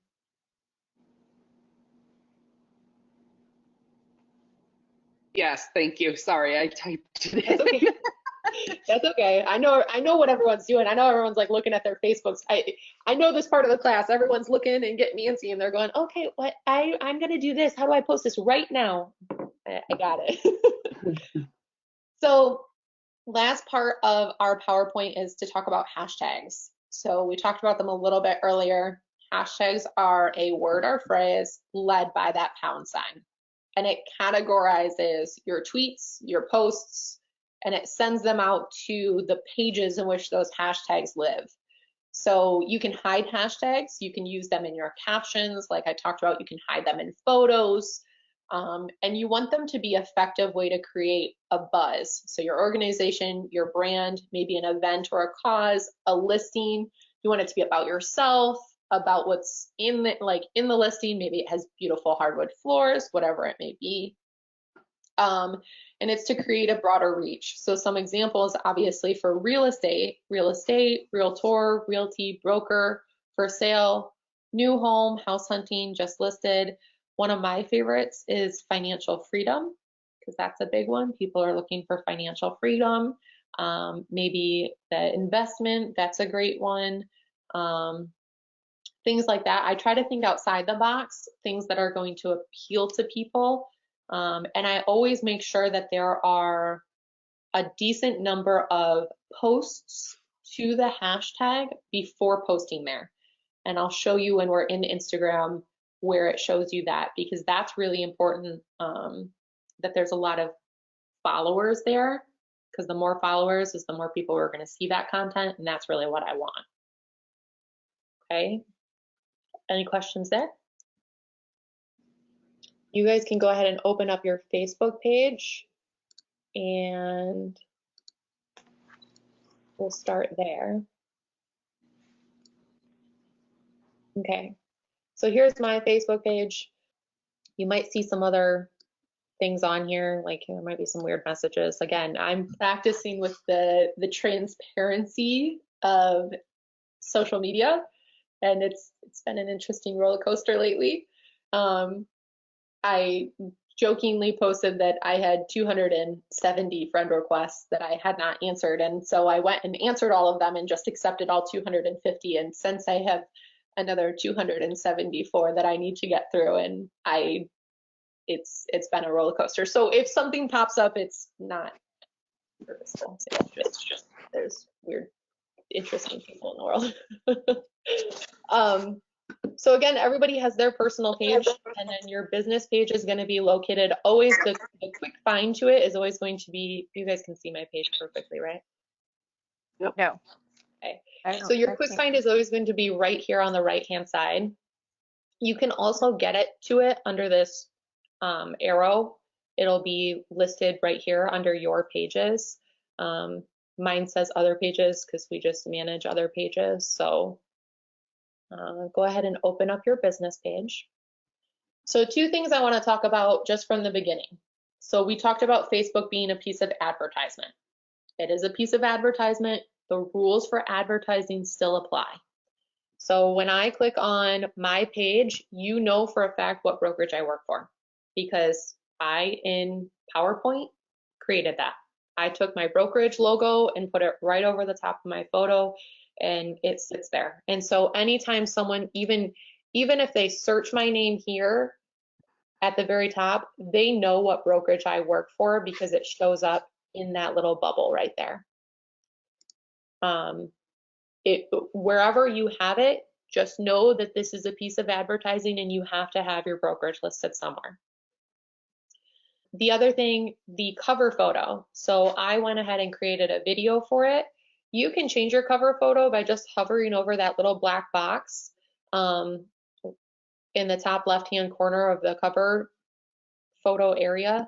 You can make it a slideshow, you can make it a stationary photo, or you can make it a video. Mine happens to be a video. If you click on it, there's words. I made that video for free. I signed up for Adobe. You get licensing to the photos that you pay for, but the first, I don't know, 10 are free. The other ones I paid for and used in other advertising. And then I found a audio in which I had free licensing rights to. I saved all of that information, and so that was how I came up with the cover photo.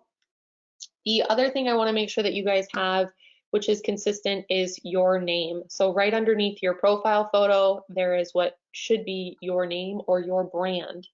Again, that brand needs to be consistent across the board. Okay, so mine is Brandy Brings You Home.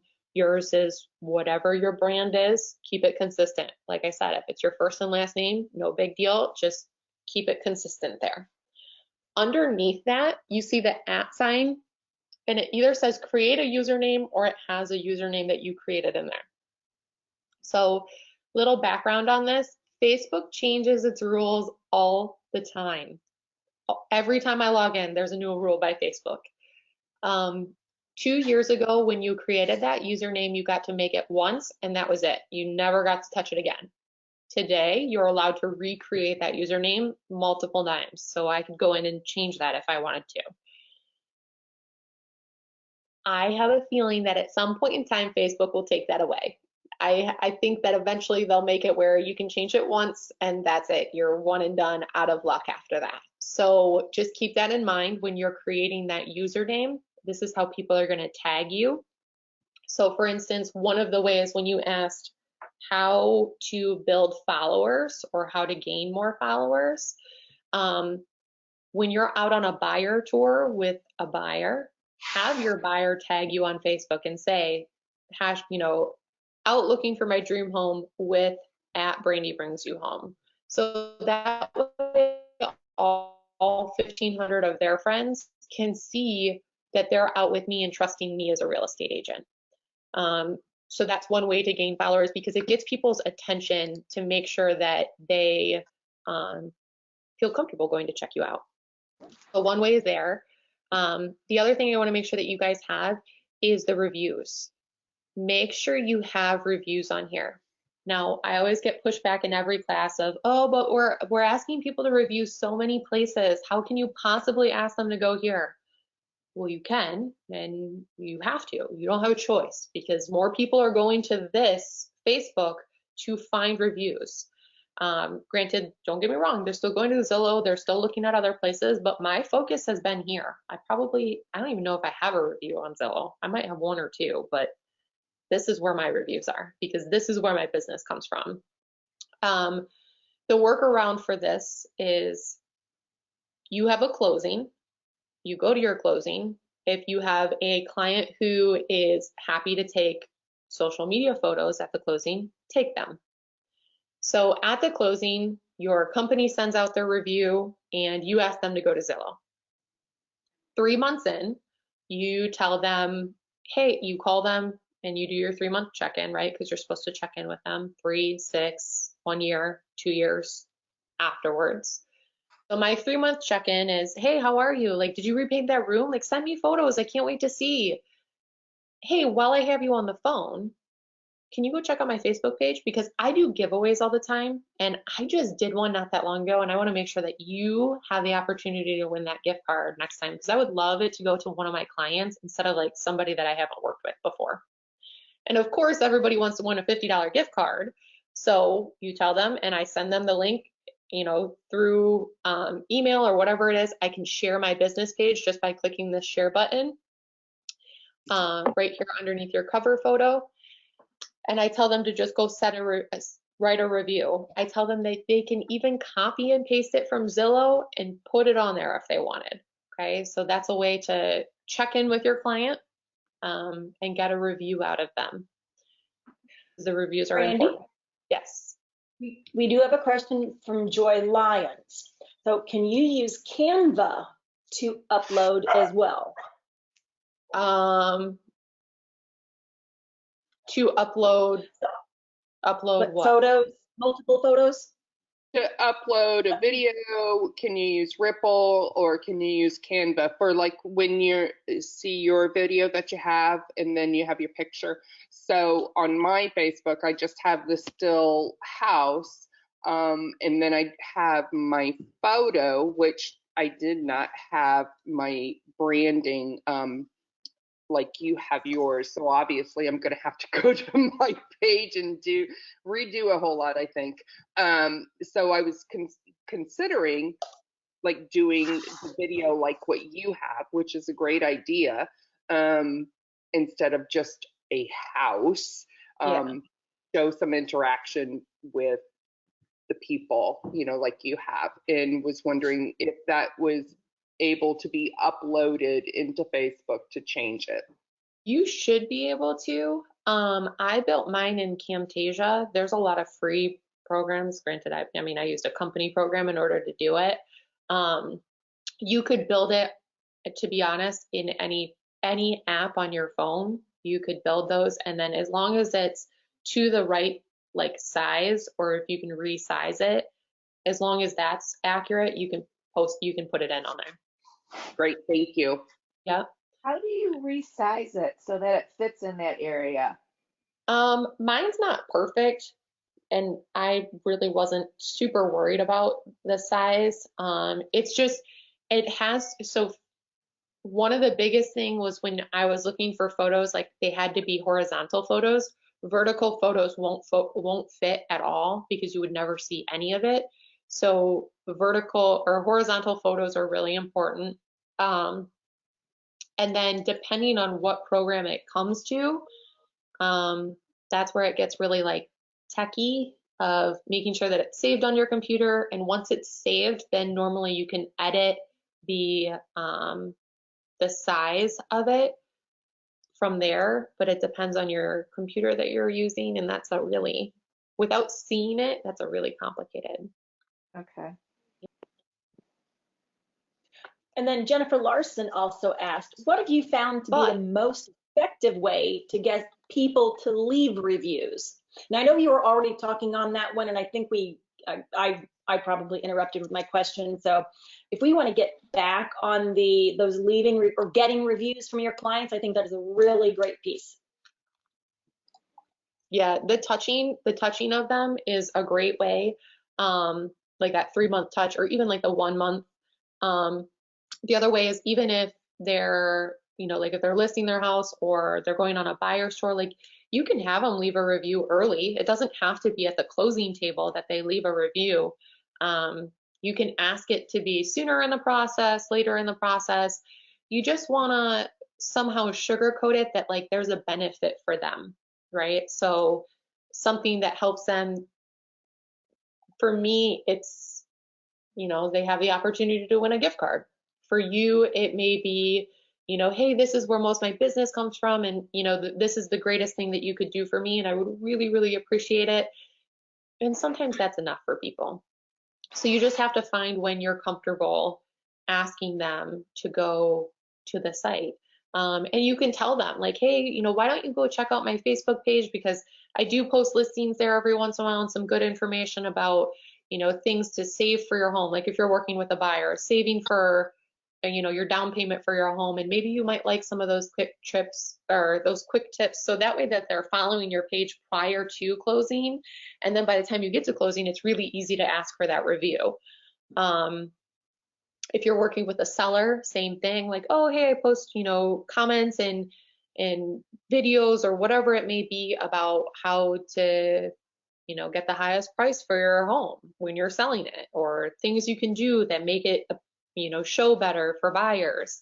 And I want to make sure that you get that information, and, you know, so go follow my business page and then leave a review for me after closing.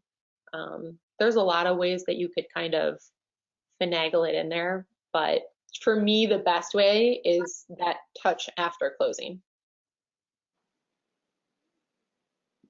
Okay, any more questions on those 4 things that we did? I think we're good. So underneath the reviews, there's what's called the About You story, or About Me. I want to make sure that you guys have something in here. This is just the spot where you get to open up and tell people about you. What does being in real estate mean for you? What is this like? This is where you get to really try to bridge that gap without forcing it. So tell them something about you. Tell them something about your brokerage. Give them something to trust and a reason to keep looking at your page. You can add a photo, and then even if I click see more, you'll see there's a story in here. Mine's about growing up in real estate and how my family bought and sold houses and how I thought it was cool to show the houses. So it's not abnormal that I would have gotten into real estate because I liked it at such a young age. But make sure you have that in there.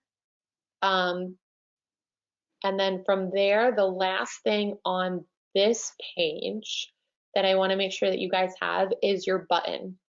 I think if you guys view my page as unless I changed it last night when I was fidgeting with this, but if you guys view my page as a customer or just a viewer, there might be 2 buttons here, and it only appears as one when I'm looking at it as an editor.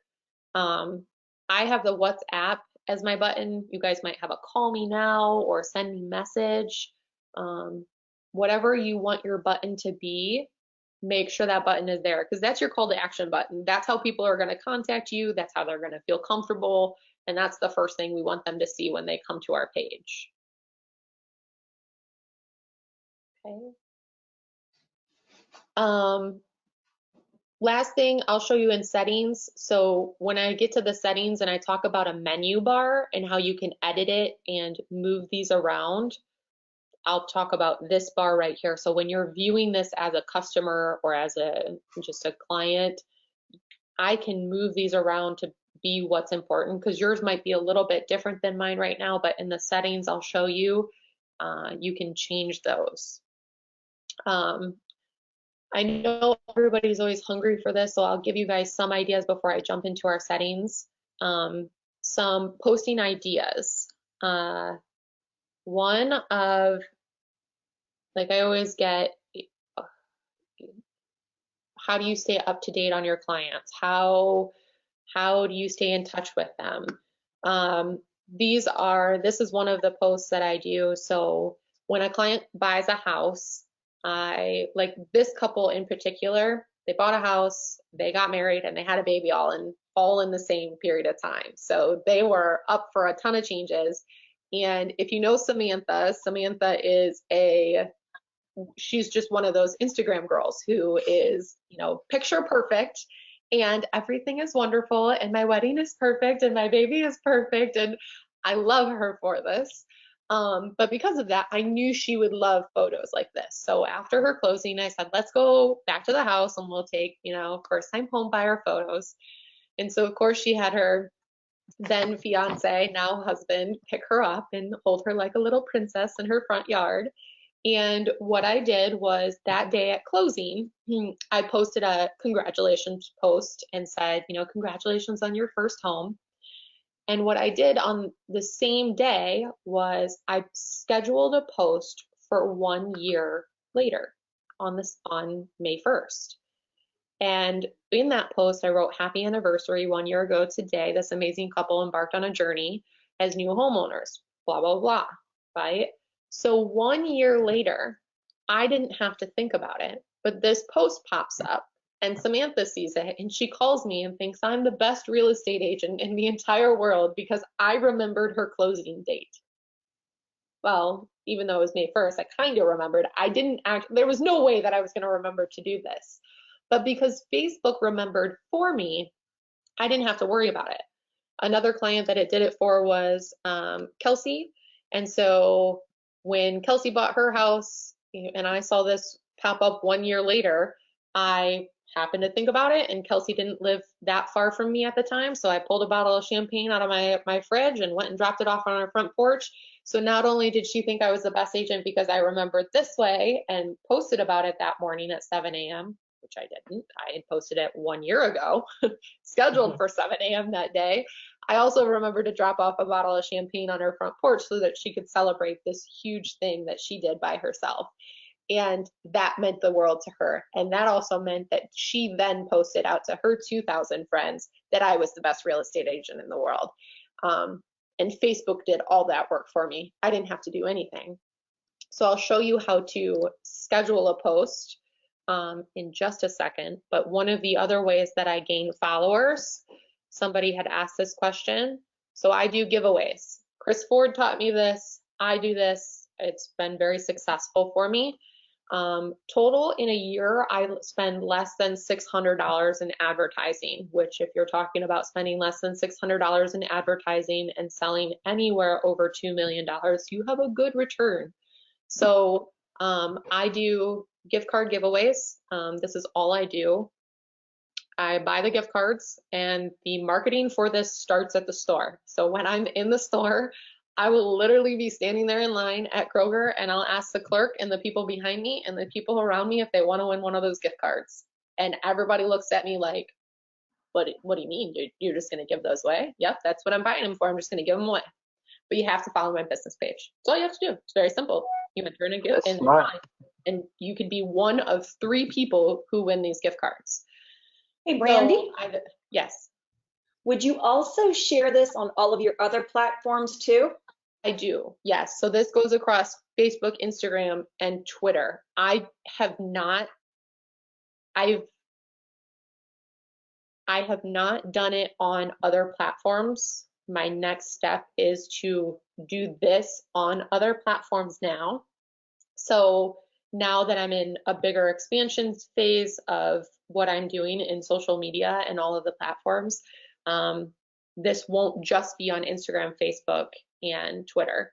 I've gained, I think, almost 400 followers from doing these things, which I'm happy with, but now it's time to grow even more. And so therefore I will now branch out into other social media platforms. But yes, this is always done. When I talk about my posts are always done across the 3 main platforms that we're talking about in this class, which is Facebook, Instagram, and Twitter. You want to think of those 3 main platforms as no matter what you do, it's on those 3. That's where your content is going. When you're brave enough and when you've perfected those, or like you feel confident enough to expand out from those 3, that's when you start playing with maybe Snapchat, maybe LinkedIn, maybe Pinterest, maybe other platforms in which you can gain followers from. I feel like that might ask some questions. How do you actually do the giveaway? So, I mean, legally, and like how do you conduct the giveaway? So one of the legal things that you can't do when it comes to giveaways is like, I can't link it to a single property. Like it has to be anybody can access this, which anybody can. Anybody can follow this. Anybody can do anything. There's no purchase necessary. You don't actually have to work with me. So I'm not violating any of the legal rules when it comes to the giveaway. Now, if I did this for attending my open house, it would be against the law. Okay. Let me repeat that. If I did this when it comes to attending my open house, which I know a lot of agents do, but because that is linked to a single property, it is against the law. So my giveaway has nothing to do with anything except for just follow me on Facebook.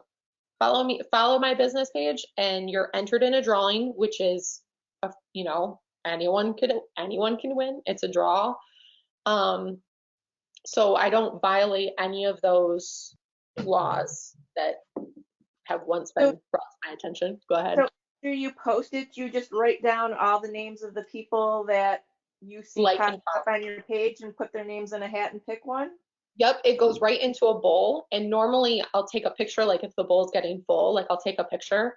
And a lot of times I've learned, like at the beginning, I had to send out text messages to people, especially to my friends who like weren't paying attention because they already know Brandy sells real estate and they're not paying attention to all my posts. So I would have to send text messages to them saying, hey, I posted this giveaway. Like you have to share the page though. Like you have to share this link. And then their friends would come and follow it, or their friends would engage with it. So anytime somebody liked it and shared it, then I would put their name into the bowl.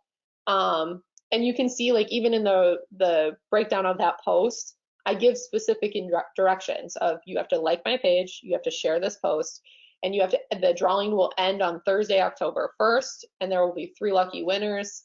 I didn't say when I would do the winners because I knew that I would announce them on Thursday. And I actually did the drawing on a video. 3 people, obviously, that had entered had won. And I lucked out because all 3 of them wanted a different gift card, which I had thought of too late.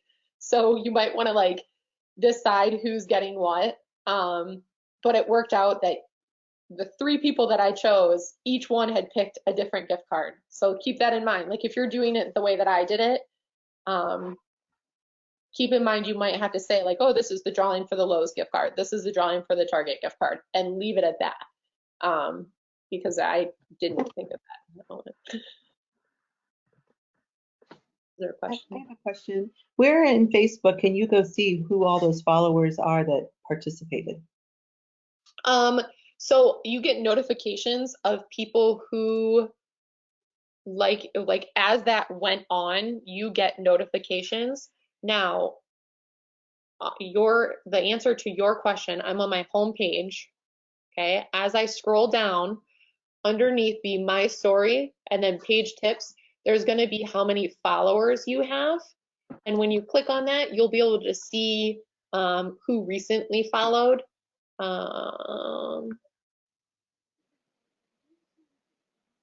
Followers. I should be able to see who recently followed in here if I remember correctly. It might have moved it on me. Maybe it's under likes.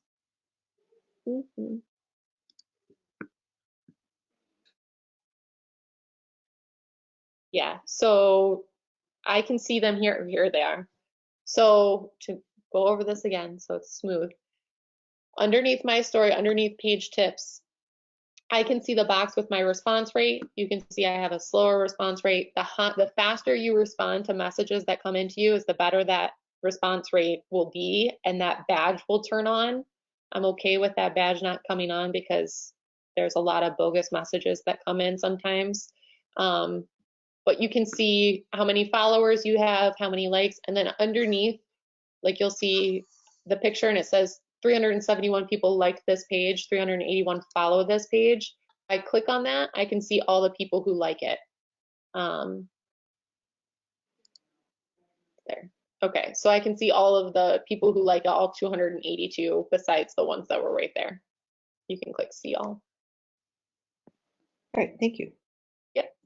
But as they come in, it'll come into your notifications right here, which is makes it a lot easier. And a lot of times, like if I'm out and about and things pop up, I'll just take a note of them in a message on my phone. So that way I know when I get home, I got to write all their names down.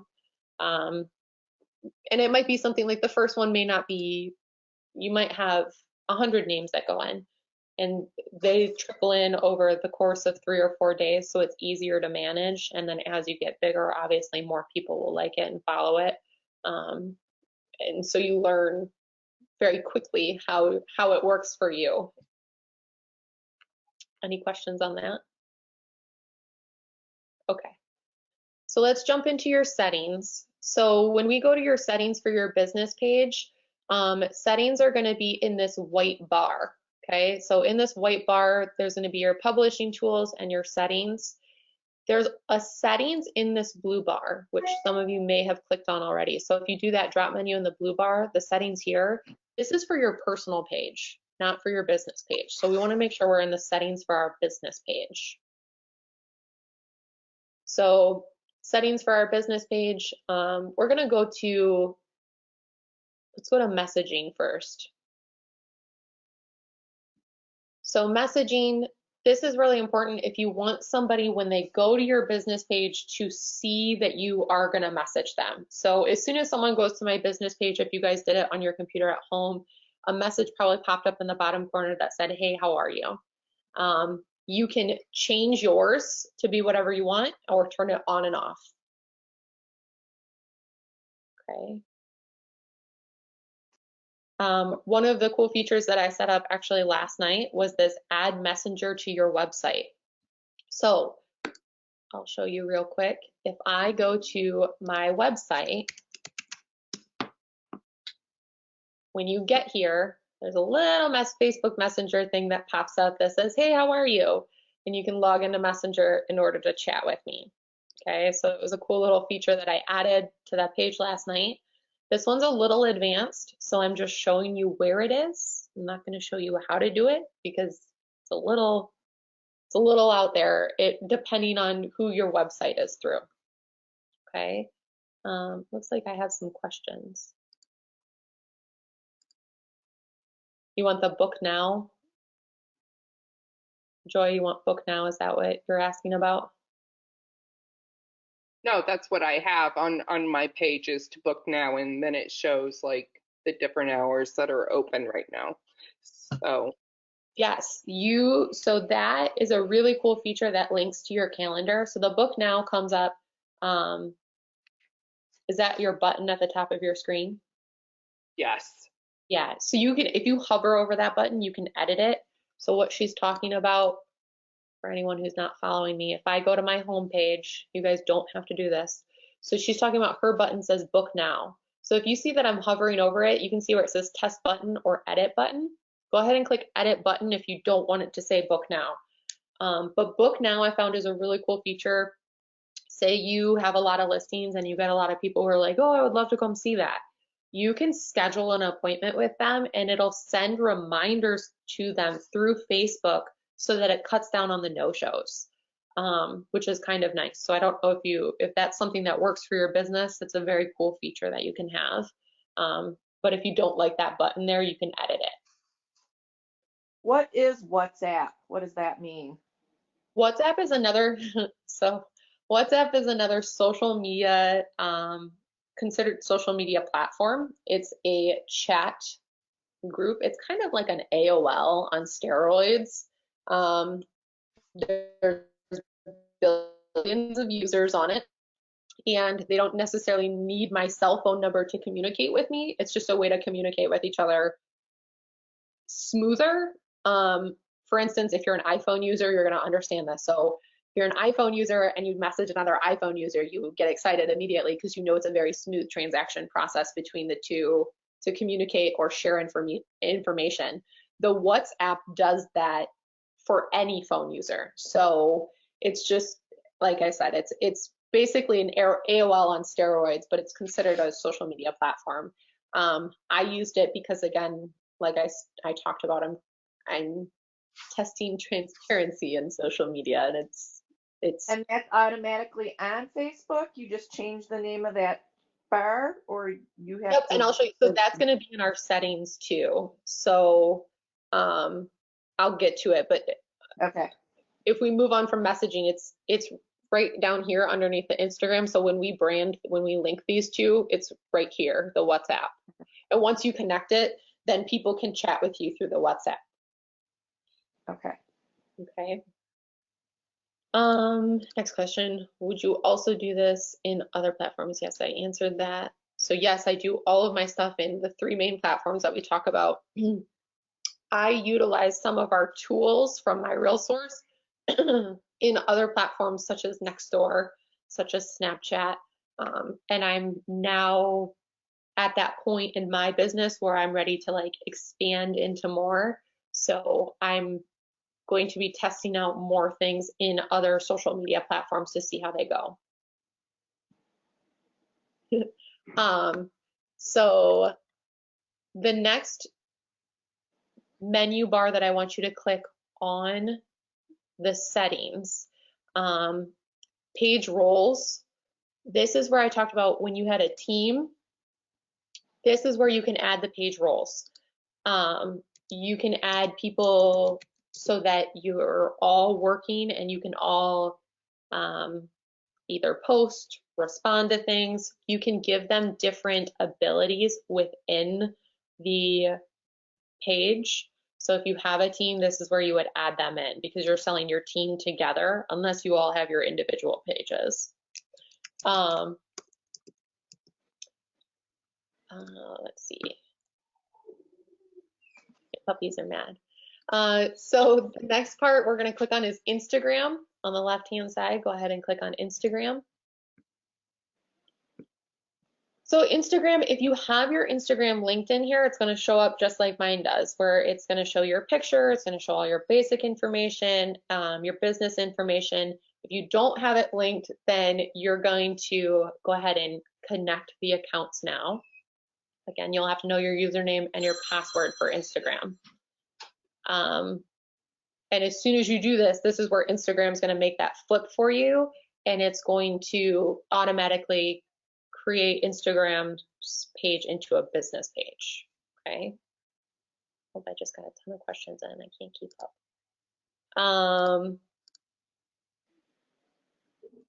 The next one is the WhatsApp.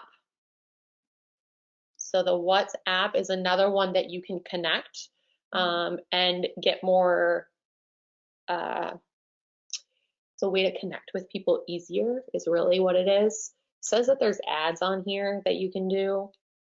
I have not played with them yet. I don't know the cost of them yet. It's something that they launched this maybe 2-3 months ago. They had been playing with WhatsApp and they were really trying to like make them connect, but it was very tough and very unfriendly. So the fact that they've now installed it this way makes it a lot easier. And I strongly suggest that if you're going to connect your WhatsApp, make sure that on your WhatsApp, you show yourself as a professional in real estate. So I'll show you mine when I jump over to the mobile version in about 5 minutes. And I'll show you that like you can clearly see like, oh, she's in real estate. And so anyone who sees me on there knows that it's consistent across the board. Yes, I did that. Let's see, I'm just reading your questions real quick. So Joy, you asked how you would like to know how to use the My Realsource tools for the Nextdoor app. So 2 things here. I do not pay for Nextdoor. I do not have the professional version of Nextdoor. I don't want to have the professional version. To me, that's not what I want to use it for. I want to use it because I want to farm the area in which I live as a member of the community. You can use it however you want. There in My Realsource, the links that you need, I just post those links to Nextdoor. So again, if I'm talking a foreign language when it comes to this, because Debbie might yell at me for this, the Cloud CMA link for What's My Home Worth, I copy and paste that and put it into Nextdoor. If it sounds like a foreign language to you, I'm going to tell you to take that class or to take our lead generation class.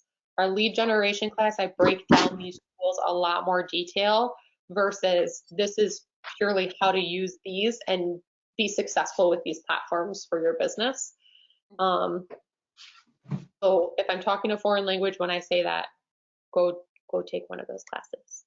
No, I understand. I need to take the class over again because you learn something as every time you take the class, and it's a different platform from what I'm used to using.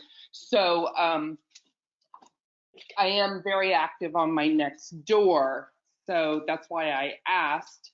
I've posted things where I've gone into Canva, and because everyone's on lockdown, I've done, let's start a spring cleaning. Like one day I'll post one thing, let's start out with the kitchen It Yes. has my card on the bottom and say, post your pictures of when you're done.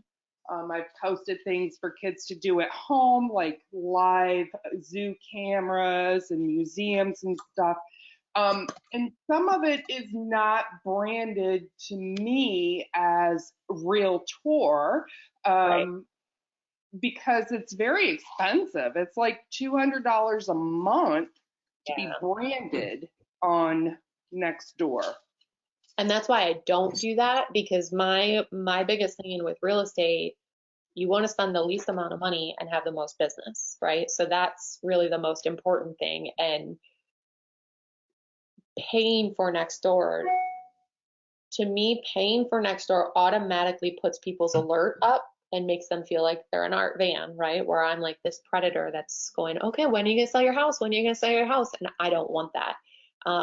And the second half of that is I want people to call me because they wave to me every day. They trust me for that reason. So it's completely up to you and how you run your business. And if you utilize it for that and you're successful with it, keep going, because that's where your niche is. So I don't want to stop you from doing that, but just food for thought. It's your neighborhood. I mean, you walk outside in that area. You should be the person that they trust. You just have to Hey, Brandon. remind them that you're in real estate at the same time. I had a good question from Dennis. Would you Go ahead. put your mortgage person on your team page? I'm not sure what platform though that he's talking about, but Yeah, do I do that? No. Heidi would probably love if I did, but I don't. It's been something that I've kicked around in a different way. I've thought about doing a video call with them or like doing a video meeting with them where like I ask them questions that my buyer would like to know or my seller would like to know, tough questions, and putting them on platform that way, but not necessarily as an admin or a team role on that page role part. Definitely maybe their contact information. If you have a lender that you always go through and that's who you love, their contact information should 100% be on there. Let's see. Got it. Any other classes? How do you share your business page to your personal page? I will show you that right now. Let's see. So to share your business page, but we don't want to necessarily just share our whole business page. We want to share a post. If we want to share our whole business page, that share button is right here underneath the cover photo. I don't know if you guys can see my mouse, but it's right here underneath the cover photo, right next to following. Okay, that share button is there. If I want to share this post, the share is underneath the post, right next to comment. So this post about staying home allows you to work on things, you're going to share right there at the bottom. Okay. We talked about posting and scheduling posts out. So at the very top of your page in this white bar, there's what's called publishing tools. Go ahead and click on your publishing tools. And then on the left-hand side, you're going to click scheduled posts. And underneath scheduled posts, this is where on Monday morning, you're going to sit down and spend your 2 hours and build your content. So up in the top right-hand corner, there's that blue button that says a plus sign and create. You click it, and this is where I can write whatever my post is, add the page. Let's see.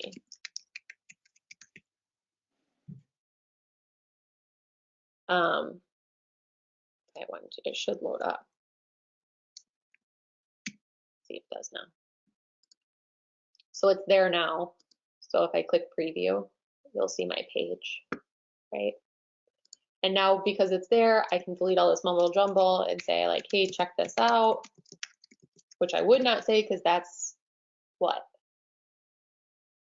That doesn't create a two-way conversation. So I would not say that, but for purposes of speed, that's what I'm writing. And then I just click schedule a post. And as I schedule a post, you'll see that I just click the date and time in which I want that post to go out, click schedule, and that's how I schedule posts for the future. They used to allow you to backdate posts. They don't allow that anymore. Okay, people used to yell at me about that when I taught that. Any advice for what kind of posts to do or not do during the coronavirus on any platform? Any advice on posts to do? I mean, you should load up the posts right now. Gosh, you could do anything during this time. The audience is so large because everybody is on here. As far as not to do, my biggest advice when it comes to comes to our business is stay away from controversial subjects. So unless that's your niche, I have to include that one person who, likes to say extreme things. And if you like to say extreme things, then just know that your little bubble of influence is going to be like this big, and that's all you're stuck with. And that's okay. That's okay. That's not a bad thing. Just know that that's what your bubble is. So I tell people to stay away from controversial subjects when it comes to real estate in general. They don't care what your political opinions are unless you feel like that being your niche market. If your political opinion is very strong, you are a headhunter in that area of life, then that's your niche market. So keep that in mind. I really can't say what you should or should not post, but give them content. They're bored right now. There is nothing for them to do. So if you're teaching them how to, maybe like I was going to do, I'm going to spray paint some pots for my backyard, and I was going to do a video of that. Or like I bought, there's like this little like roller walk, like power washer for the driveway. It's like on wheels and you just like walk with it. It's like a little vacuum. I bought it for my boyfriend and we power washed the driveway, and I took a video of it the other day so that I can post it and say like, this adds so much value to your home. Like if you're bored sitting at home, pull out your hose, like go to Home Depot and buy this like $10 little device, and it's the best thing because you just feel like you're vacuuming your driveway and it just blows it all off, and it's really, really nice. So it can be as silly as you think or as big as having your seller send you a video walkthrough of your listing, and you can post that out there. It is completely up to you, but they are hungry for content right now because they are sitting at home bored. So make sure you're giving them stuff. And then options, verification, the white space is different. What template are you using? So question about the template. So settings, if your page looks completely different than mine, if you go to your settings, I did that really, really fast, but if you go to your settings and then go to templates and tabs on the left-hand side, mine's set up as a service. If you want to change that, you can edit it and change it to a shopping center, a business, venues, nonprofit, whatever you would like it to be. Mine is currently set up as a service. And then I did say that I would show you guys this. When you're on your home page and on the left-hand side, there's the menu for what people can see, whether it's your posts or your reviews. This is where you get to edit or delete these areas if you wanted. Like if I didn't want videos on here, I could get rid of this. I don't have to show people videos, or I don't have to have a tab for videos. I can get rid of that completely. So it's up to you what order you want them in, or if you don't want them at all, this is where you're going to play with those. So Jody, hopefully that answers your question. Do I think, Joy asked if I think videos are more effective. Yes, I do. They sell a lot better. When it comes to Instagram, videos are still effective. Videos make things come to life very quick, and you want to keep them short and to the point. Like don't drag on. You want to make it content that people are actually interested in, and I think that's really important as well. So certain videos, I should say, are very important and very effective.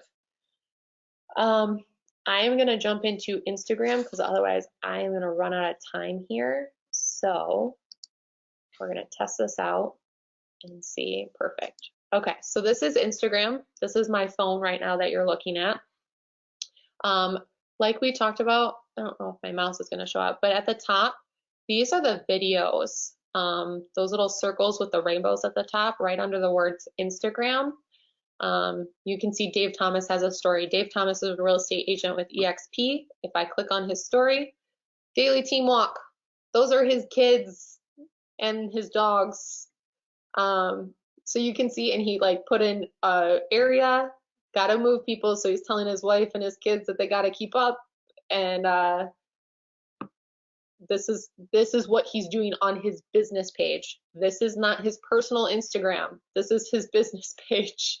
So it's all about his kid. Obviously, he's home from doing real estate. Just silly stuff. You can see that he posted one post about his team, but the rest of it was about his kids. So he's sharing his personal information. Now that was just on his story. It wasn't necessarily on his Instagram. And remember, the story is destructive material. It goes away after 24 hours, so no one will see it. This front page, this is the newsfeed. So this is no different than Facebook newsfeed. This is what everyone's been posting in the area. And down at the bottom, you can't really see it because mine says the reflector that I'm testing for the class. But you can see that my little house is what's highlighted. That's what gets me to this home page, okay? Next to that is a search magnifying glass. So if I do a search, this is how I can search for things. So you can see that I search for hashtag love. So hashtag love right now has 1.7 billion posts.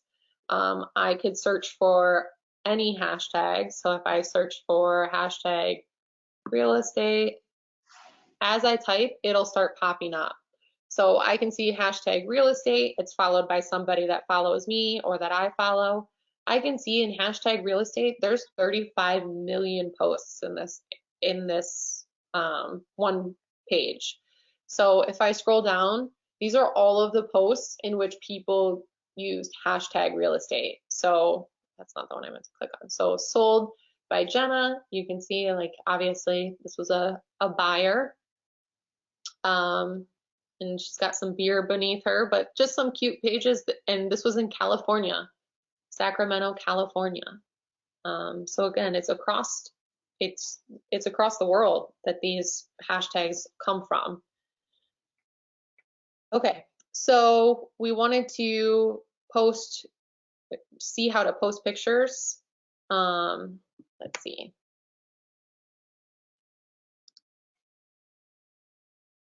We are gonna go to, so if you click that little square with the plus sign in the middle of your screen, or middle of the bottom, it's gonna show you the pictures in your photo. If I click on a photo, that's gonna be the one photo that I use. If I wanna use more than one photo, you can see there's an infinity sign. Like, so if you look at my little Finnegan's bed, on the bottom right-hand side, there's an infinity sign. There's a collage circle, and then there's a square with what looks like squares behind it. The infinity sign is gonna be a boomerang.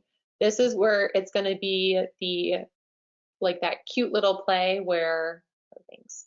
If I wanted to record what I see and then move it, you can see it moves, right?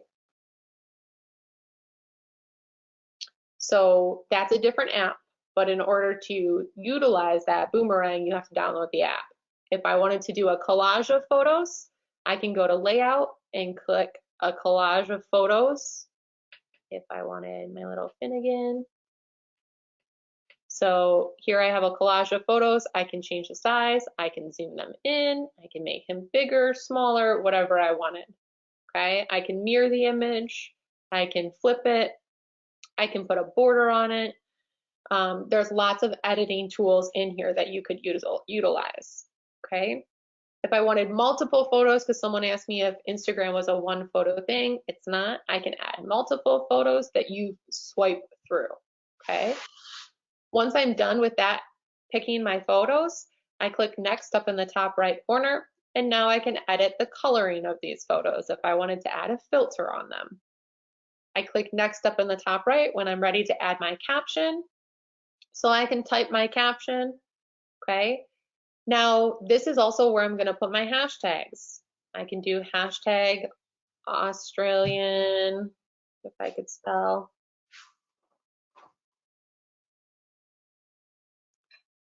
Australia. I mean, he's an Australian cattle dog, but I was going to write cattle dog. It's okay, it was faster to do it that way. Cattle dog. Cattle dog has 1.4 million posts, you can see as I type. So I just click it, and now the hashtag is in there, okay? Again, you want 15 to 20 hashtags per post. Again, there's ways to hide them. You can do what I'll show you in a second, which is drop them down, the ... and drop them down. You have to type it up in a different app and then copy and paste it into here in order to get it to work, because Instagram does not allow you to use the return or the enter button to create a new paragraph. Again, because it's made to be short, little bit of content, but mostly photos. You can tag people, you can add a location, but the biggest thing, we talked about Twitter. All I have to do is click that toggle, and now this post will automatically go to my Facebook, Brandy Brings You Home, and post to Twitter all at the same time.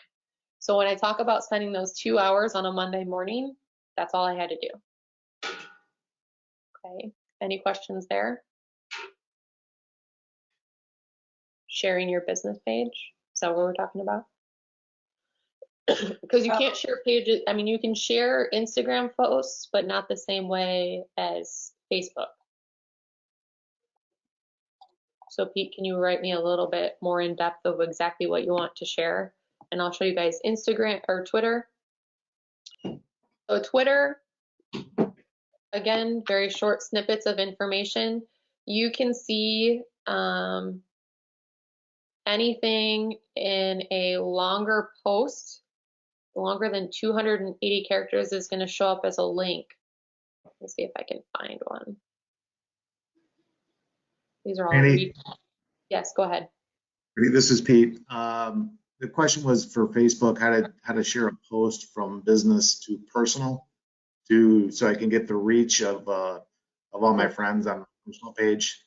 Yeah, let me show one thing on Instagram, and then I'll jump back on Facebook and show you real quick.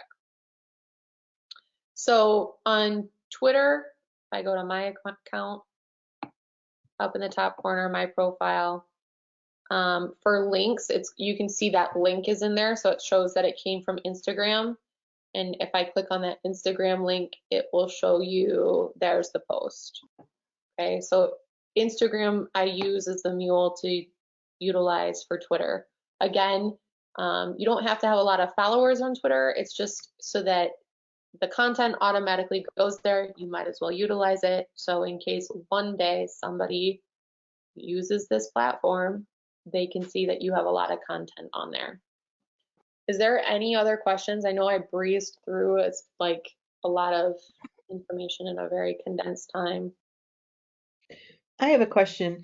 If I invited almost all my friends to my business page, is there a reason to share to my personal, or will they see duplicate entries if I do that on their?